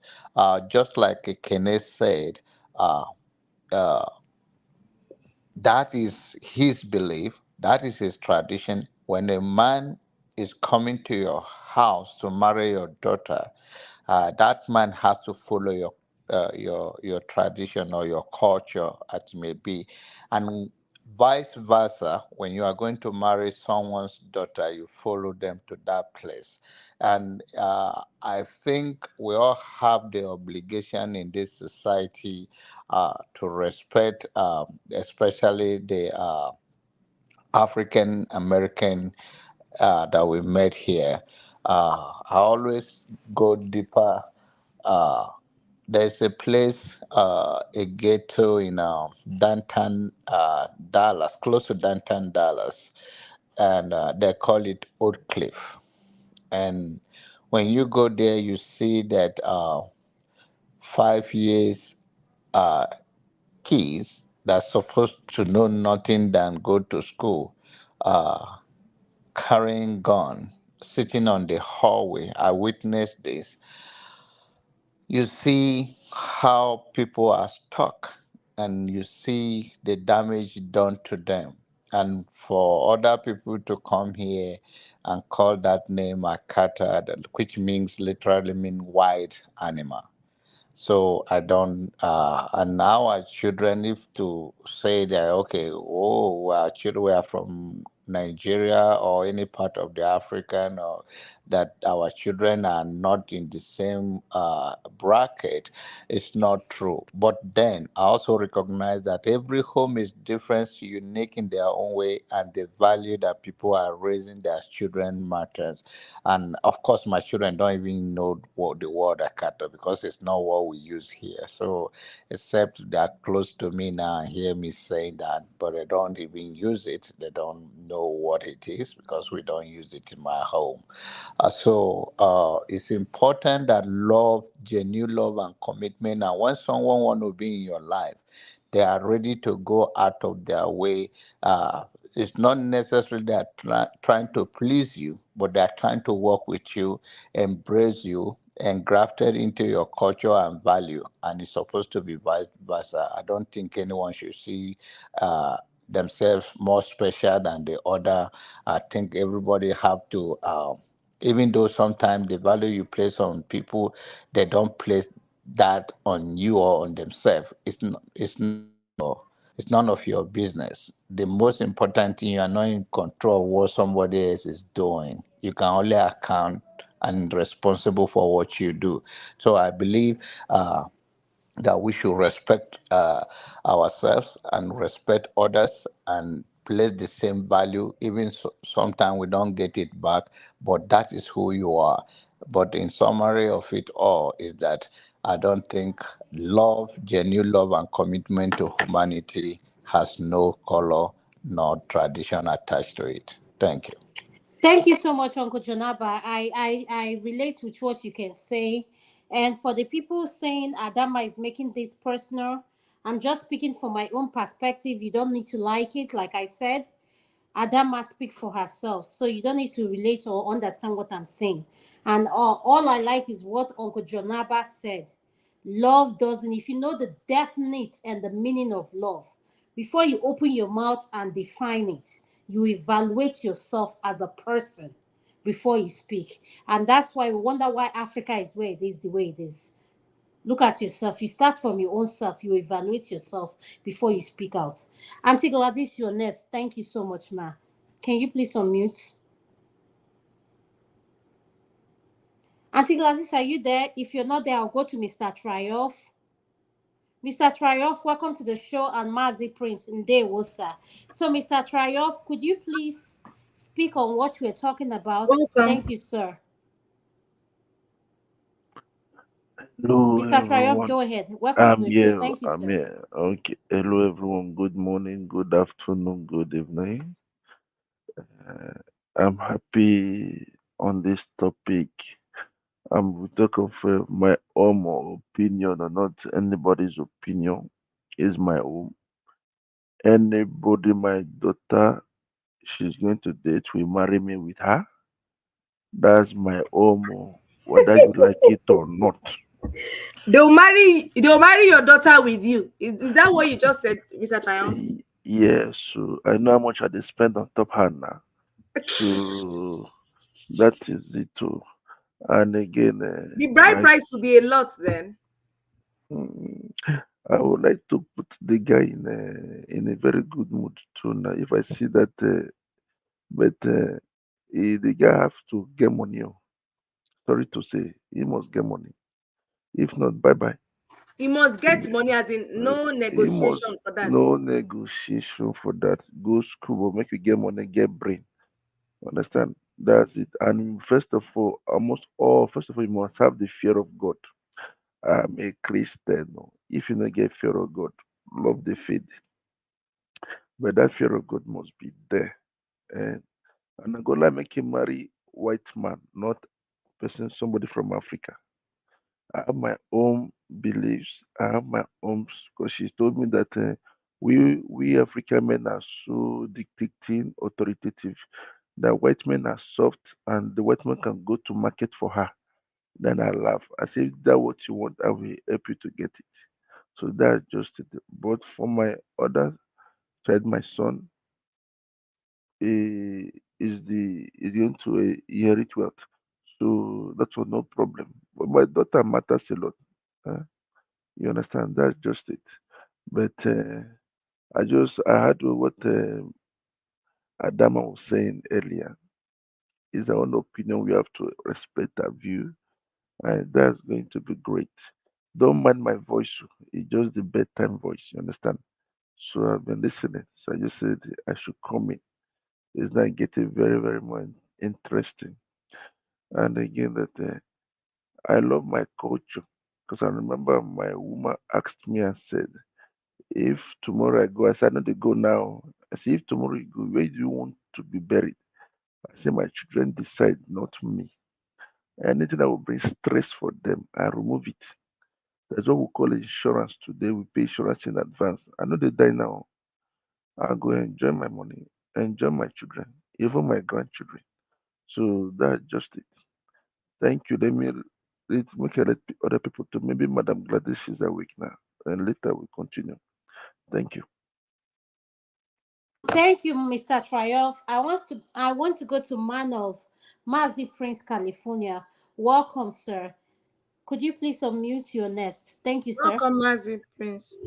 My sisters, good evening from California, and probably some good morning, London, and probably no, I don't think anybody's in afternoon now, but whatever it is what it is. Yeah, I heard what you guys said. It's quite interesting. Um, the name calling of a thing, I really didn't know the meaning until after some years that I got here that I got to know the meaning. However, I don't use it, and I always look at them also as myself. As a matter of fact, I did mess with them. They are sweet, oh, I won't tell lies. Mazi They Prince, are, can I ask you a question before you go further? You know yes, why I like whenever you come in, you're so realistic. You're one of yeah, the realistic panelists on this forum. You and Uncle Jonaba are man of A yeah, man of prestige. yes, a man of prestige. And Kene too. And connect to every other person, forget them. They're just I yeah. don't want to use the word. No, Mr. Triumph. No, but man of prestige, I'm just telling you on a personal note. She did not call my name. Why do you always call him man of prestige? This Mazi Hey, Prince. Mazi Prince, I'm sorry. Mazi Prince, the What? point I'm trying to make is this. You said Yeah, something that kind of relates to. of We use course. this word, and Uncle Jonaba said, I said it, we need to be careful how we refer to people. Mm-hmm. And at the end of the day, you think your children are any better than these people. Are you kidding me? I mean, for me, I don't even see anything wrong with them. They are good people. I'm telling you, they are good people. I did marry one.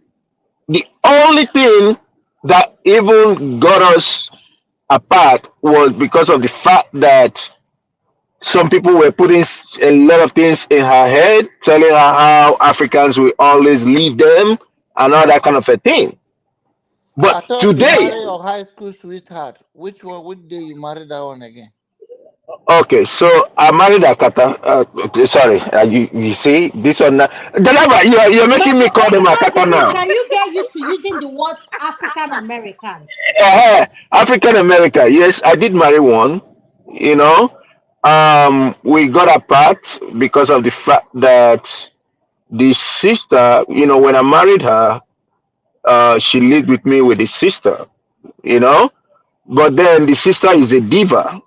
Meaning, I don't know, most of Tokwe, Tokwe and Adama, when you say somebody's a diva, what they are, you know? Absolutely. Yeah, so it's kind of like, and the people she was messing with are people from Oakland. There's a place we call Oakland. I didn't like that, okay? Because Oakland boys are always violent. And Ah, I was, hood. They are hood. I know where you're yeah. talking about. Yeah. So, and I was trying to explain to them because my fear is I don't want to be at home one day and then one day person go come by me for no reason. They go come look for a guy. They don't see the guy. Now me they go get or something of that nature. That's how their lifestyle is. So I didn't really like that, and I prompted us, some, times, but diva is always a diva.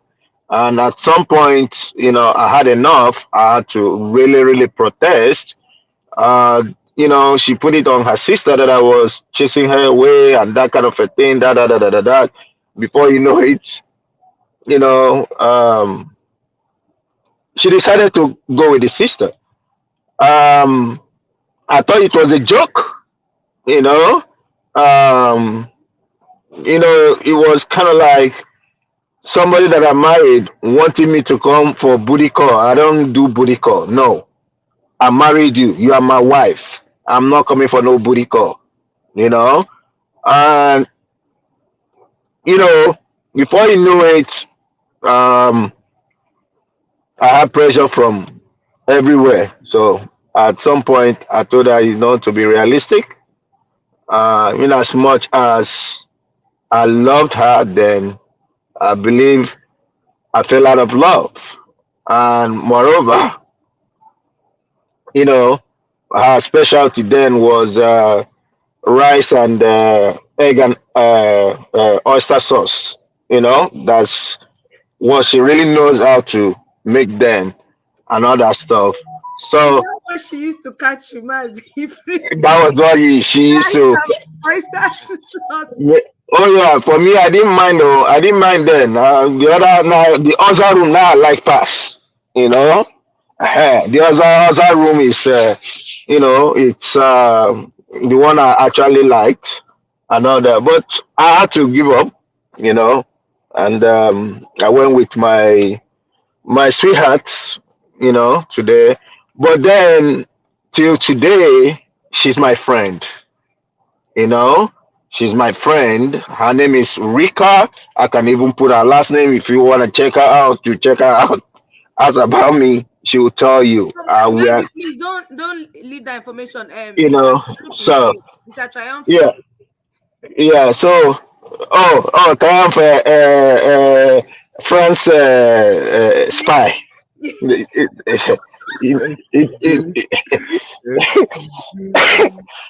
so that was what it is. But she was nice to me, and we are good today. We're friends. The only thing I wouldn't do is go for a dinner date or go there alone. But she's good to me, anyways. Talking about culture, yes, culture is good, but also I was also raised by my parents in the sense that my parents always tell us, wherever you find love, go with it. You know, what do I say about that? It means I'm not gonna say because they want to come and marry my daughter, then we'll have to go to the village. No, we can do it anywhere. And I witnessed my parents, I witnessed my dad not collecting much. Not collecting much. As a matter of fact, I don't think any of my sisters were married with more than two naira. I'm telling you. And my dad said he's not going to sell her, his daughters. No, no.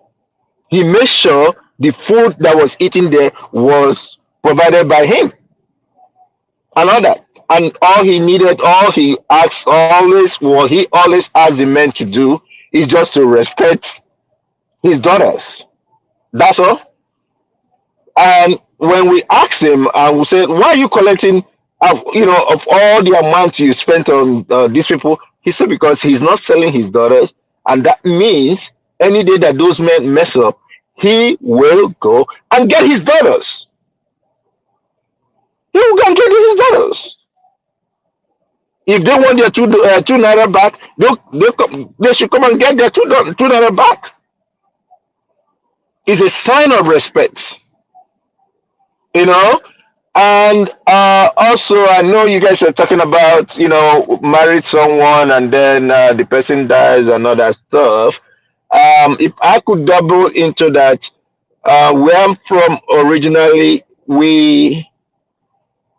they believe that when a woman that is married to somebody, when the person dies, the woman dies, she's supposed to be brought back to the family. Yes, we take our daughters back.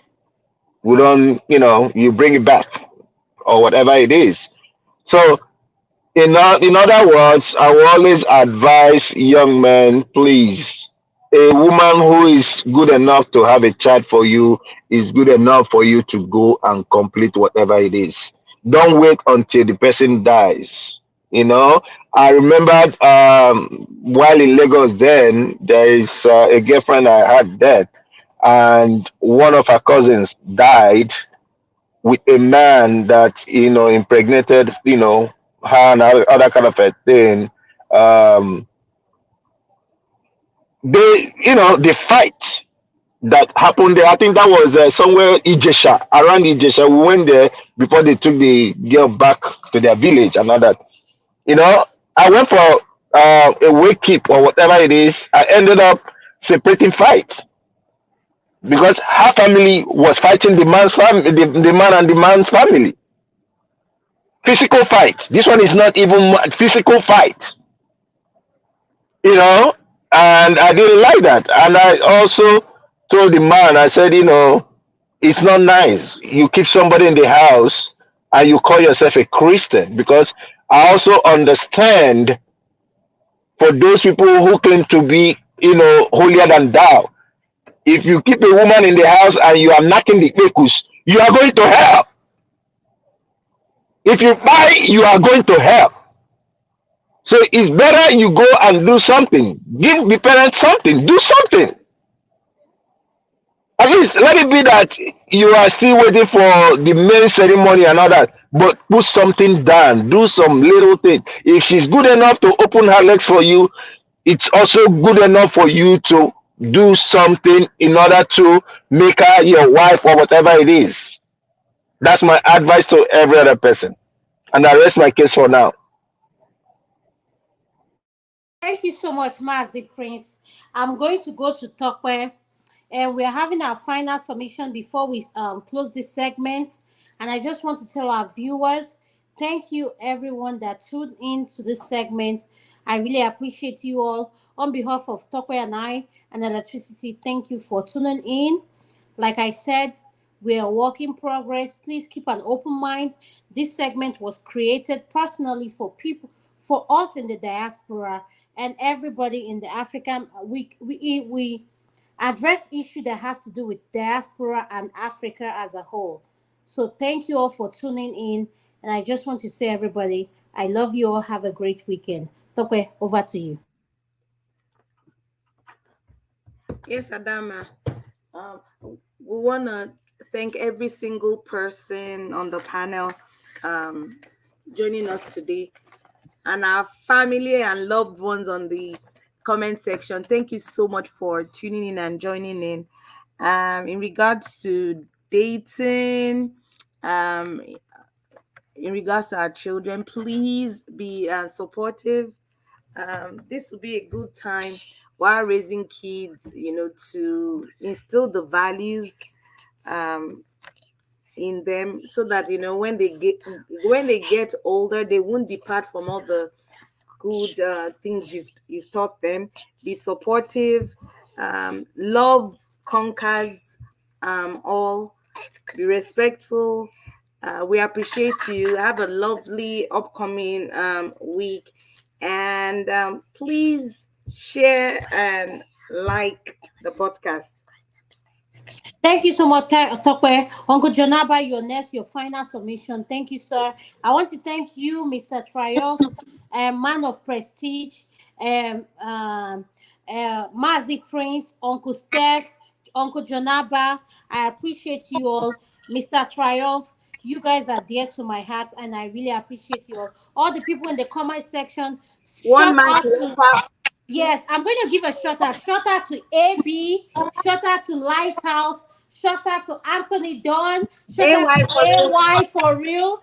Shout out to who else can we John remember? Anthony, Mark Kulata, Anthony, yes. One Man. Shout out to One Man. Shout out to Kulata. Oga. Every one of you. You guys are Oga. You guys are fantastic. We love you all. Thank you. Jonaba. Thank you for having me. It's always a joy to spend the evening like this. The evening like this with beautiful people like you guys, and to have opportunity to share our experience with the world. Thank you so very much for having me. Thank you so much, Uncle Jonaba. Adama, you forgot one and only Kene. Ah, that's my brother. I'm fighting with him. What he commented today. Ekene and I will put one leg in one trouser. Leave that. Don't even mention Ekene in my this thing. Ekena now leave Ekena out of this thing. Ekena will bring palm wine and one female goat that is pregnant before he says anything to me. He's listening to what I'm saying. Ekene Gekwenti Zokwenike. Ekene, I love you. I'm going to Mr. Triumph, you're next for your final 1 minute speech. before Triumph, I want to give a shout out to Madam Gladys, also, and to Comfort Bebel, Tracy. I believe Tracy was there briefly, and we had O Shabi also joining us on the comment section today. And Queen TA, thank you so much, and Chris Ken, thank you so much. We appreciate you. Tokwe, thank you for reminding me of my Auntie Gladys. I'm sorry. I feel like a kid. Let me explain to you guys. When I'm off, it throws me off balance. It is like I'm not used to being off. I don't know what to do. But at the same time, I have so much to do. I'm like, let me catch up with my sleep. I have to do this. I have to do that. My daughter, who is my PA, I'm giving a shout out to her. Mama, thank you for managing my schedule. You're the best. You and your sister are the best thing that happened to me in my life. And I thank you guys for everything. And I just want to say to everyone, thank you for supporting Adama and Tokweo / electricity, who is our manager. My fire, Eleni, electricity. You're getting fired tonight, so that you know when we go after this thing, you're getting fired. And Mr. Triumph, you're next. Thank you, sir. Uh, it's not new that Adam. It's not new that you have girls. I have I have boy you. You say a pregnant goat. That one no cost now. And they can't knock door for your house. You know, yeah. Thank you, Triumph, everyone. what will be your problem? What is your problem with Adama? Say it on this platform. Let everybody know it. Talk with it now. Mama to one year they back. Mba no. Mba. Mba. Mba. Mba. Okay, I respect Eh. you, bro. I respect you. Thank you. Okay. Okay. Now, with that, we married to foreigner. Mm. Today, I knew that Mazin Prince, my uncle too, uh, na two, in get two wives. I want to answer this question. The wife when get to the is she from Nigeria or na still African American? If you go fit answer me, make I know. No, no, no, no. The one is the one I have now is from Nigeria. Yeah, Agaracha must go back. I know now. I know. Mazi Priest, please let me introduce your wife. Mazi Priest, don't talk. We gave a shout out. Mazi Priest is married to one of the queen in Nigeria. When you say Omanicha, all gara school, all dog gara school, what case say that? So and they put a wine, walk and a wine. Adama interpret to translate. Please. Mazi Priest know who he married from. So I'm not going to interpret. So when you see women like us, our away. Kote Torisuwa, Tomadipe, hello, lady, how are you doing? Ko calculate, ko evaluate here. Olówó ń sọ̀rọ̀ ta ní pé o ní idea. O ní idea o, tó bá fẹ́ bá mi sọ̀rọ̀, tó bá fẹ́ bá mi rìn, ko evaluate ara ẹ̀. Ṣé bí Adama ṣe wà báyìí? Neurosurgeon ni mo fẹ́. Kó tó bá fẹ́ wá tá sí mi, This is na evaluate street ara Yoruba ẹ̀. in the stock. Thank you. This is na street Yoruba in the speak. Dokpe, Otigbo, I can speak Yoruba more than Adama. So today I confirm it. So you too can confirm it also. So we bros agreed to everybody in the house agreed to yours. Pastor, I greet you too. And I greet everyone there. So nothing to say too much. The show was lovely. It's still lovely, and I'm happy to see you guys. And I never knew that you guys started earlier, but we still came back on board. So I'm happy for that. And thank you very much, Tope. But my worry, I'm also on backstage. That's where I can express more. Nope. Okay. No wala. Thank you. Okay, Mazi, please. I go ask you jam questions. So come backstage. Thank you. Electricity. Thank you very much. I would like to thank everyone who have participated in this podcast and the moderators, Tope and Adama. I would like to give a shout out to one man went to Modo's super chat. Thank you very much. And to Kulata, I look forward to the day you will come on the platform to join the ladies, and also to one of our moderators, Tope. Also, thank you very much. Also, Don Antonio, thanks for your support, chat. This is much appreciated, and also for AY Real, thank you also for the super chat. To those of you in the comment section, I would like to thank you for your decorum. It's much appreciated. It's been an interesting topic, so that is all I have to say. So I yield the floor Electricity, back before to you switch off, please, I need to hear from my Auntie Gladys. Auntie Gladys, are you still there before I take you off? Could you please give us your last submission? Auntie Gladys, could you hear us? Yes, please. Thank you, ma. Thank you, ma. Thank you, ma. You're next. You want me to wrap up, or what do you want me to say? Your last submission before we close the segment, ma. Thank you, ma. Okay, about the issue of discussion today. Whatever is in your mind, just say it. This is Okay. open. Yes, I ma. think we need to review our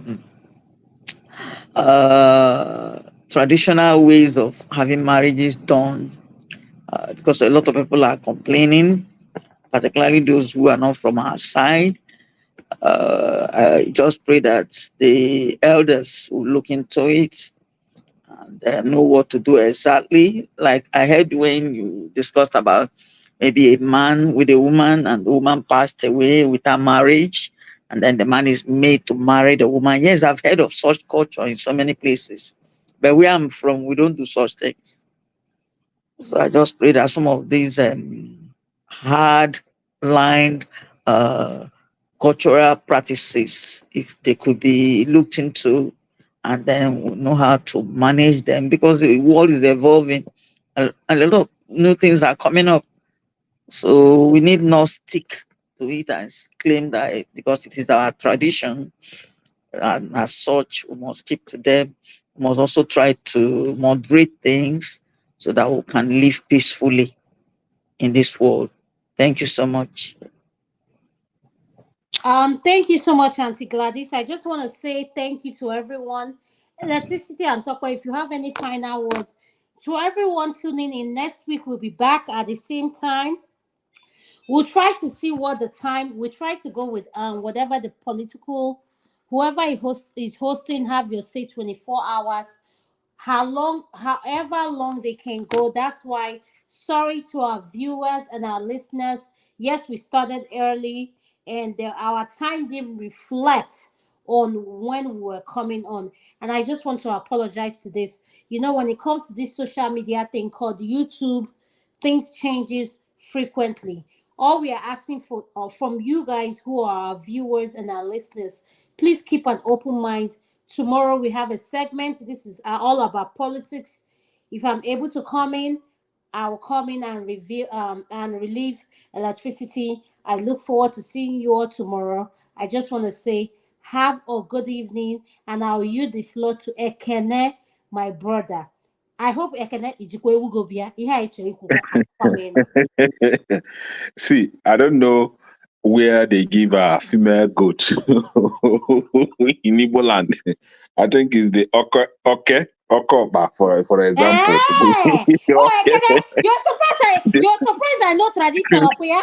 So no, the female goat, they don't use it for anything. No, I think it's the Obanja people that use female goat. No, Ekene. Female god that is pregnant. The pregnant Oh, one. the pregnant one. Okay, Yes. now you differentiate. Okay. Well, the thing is, oh, nwaanyị na-adalụ nwoke in our place. Nwoke adalụ nwaanyị. You want to go? So, basically, you want me to wrap up, right? Hello? Yes, Am I here? yes. Oh, Yes, okay, yes. okay. So what I'm saying in essence is that I think I agree with the last speaker on some area. That's me now. That's me now. Say my name, No, Mr. no, no, no, Fada. no. That's I'm You glad have, you have bedroom voice. I don't. Your talk is doing me somehow. So the thing is, do you so the thing is, um, yes, some of our traditions are dangerous. I think we don't on this topic today. Those dangerous traditions are not even discussed. But when it comes to this issue of marriage, is a journey that has no expiration date. Is a journey that you don't. Is not a temporary journey. It's a forever journey. So it's something that one has, must be careful and do it the right way to avoid problem. Um, we should not discard our tradition. We should not jettison our tradition for another person's tradition. Ours is ours. Theirs is theirs.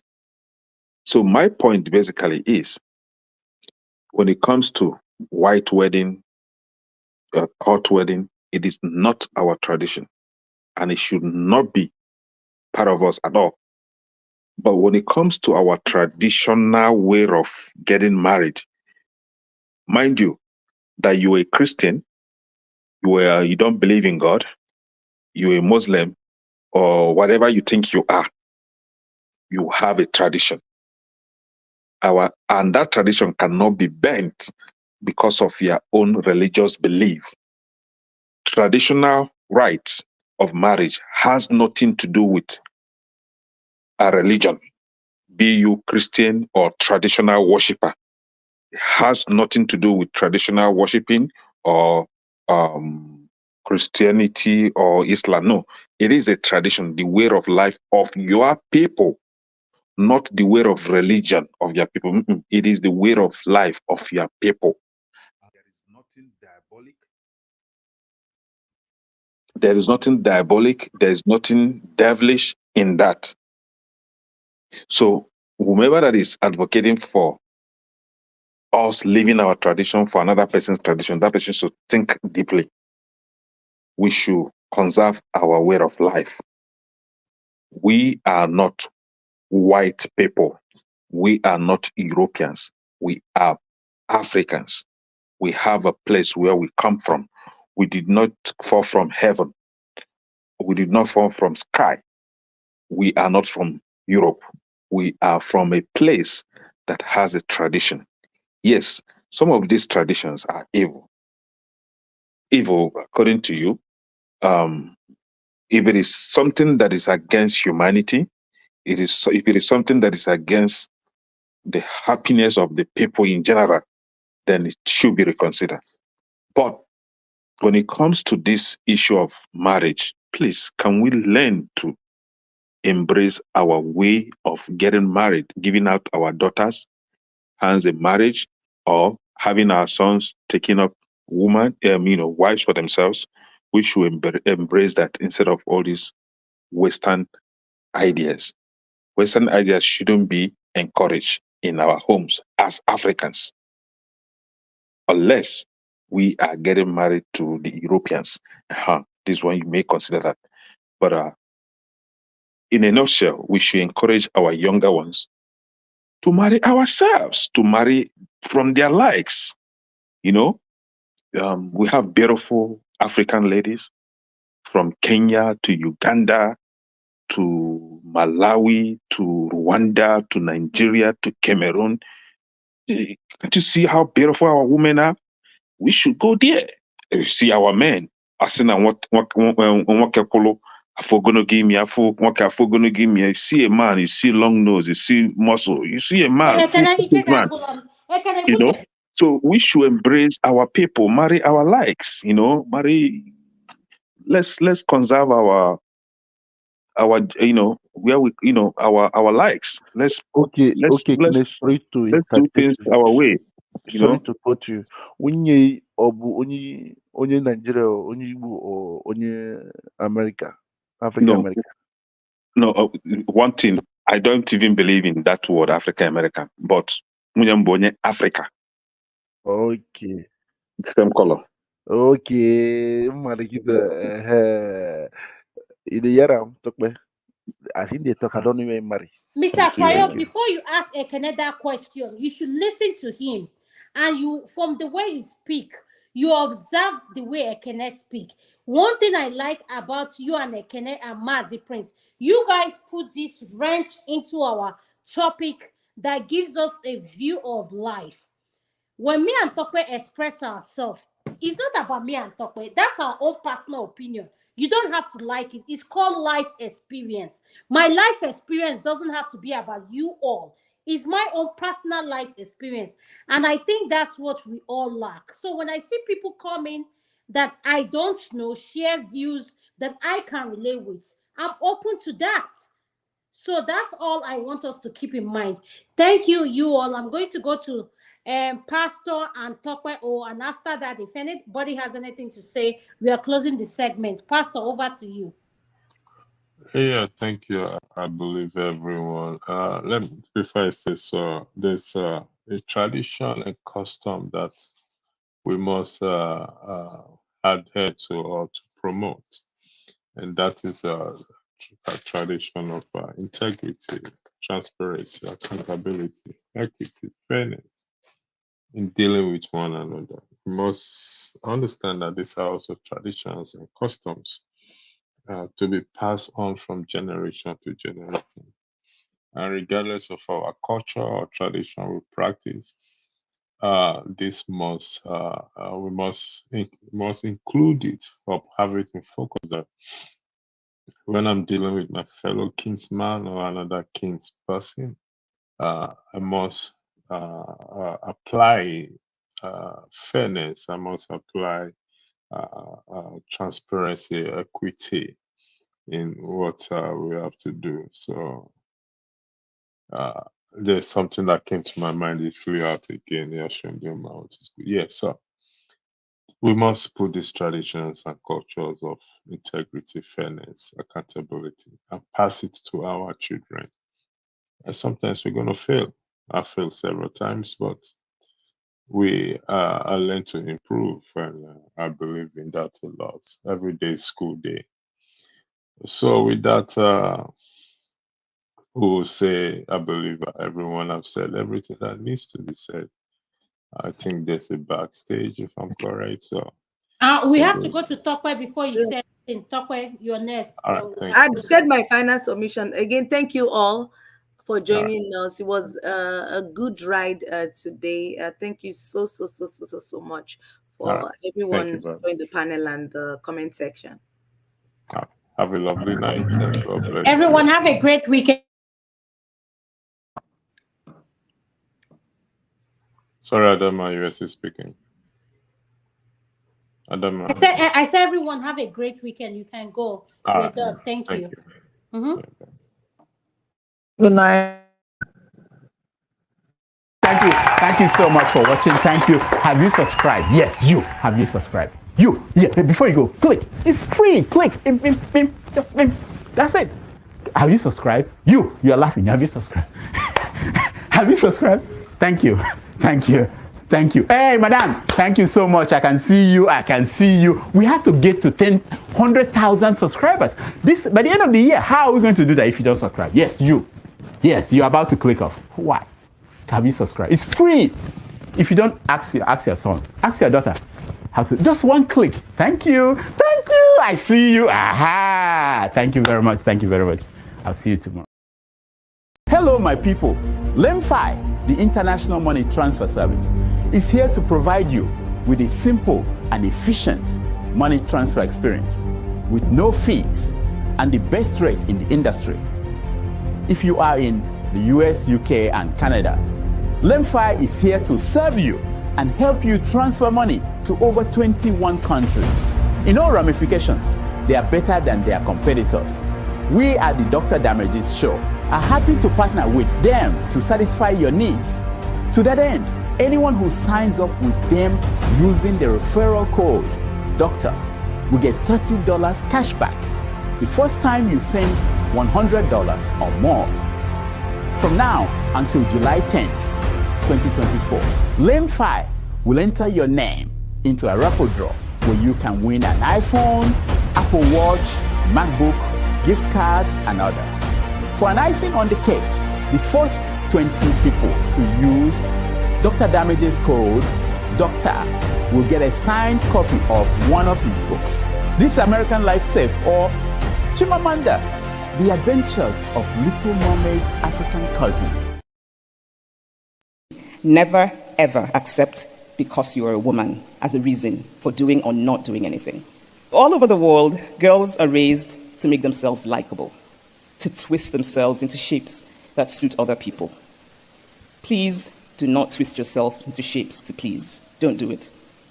If someone likes that version of you that is false and holds back, then they actually just like a twisted shape and not you. And the world is such a gloriously multifaceted, diverse place that there are people in the world who will like you, the real you, as you are. We females are so often socialized to silence. Don't silence that voice. Dare to take.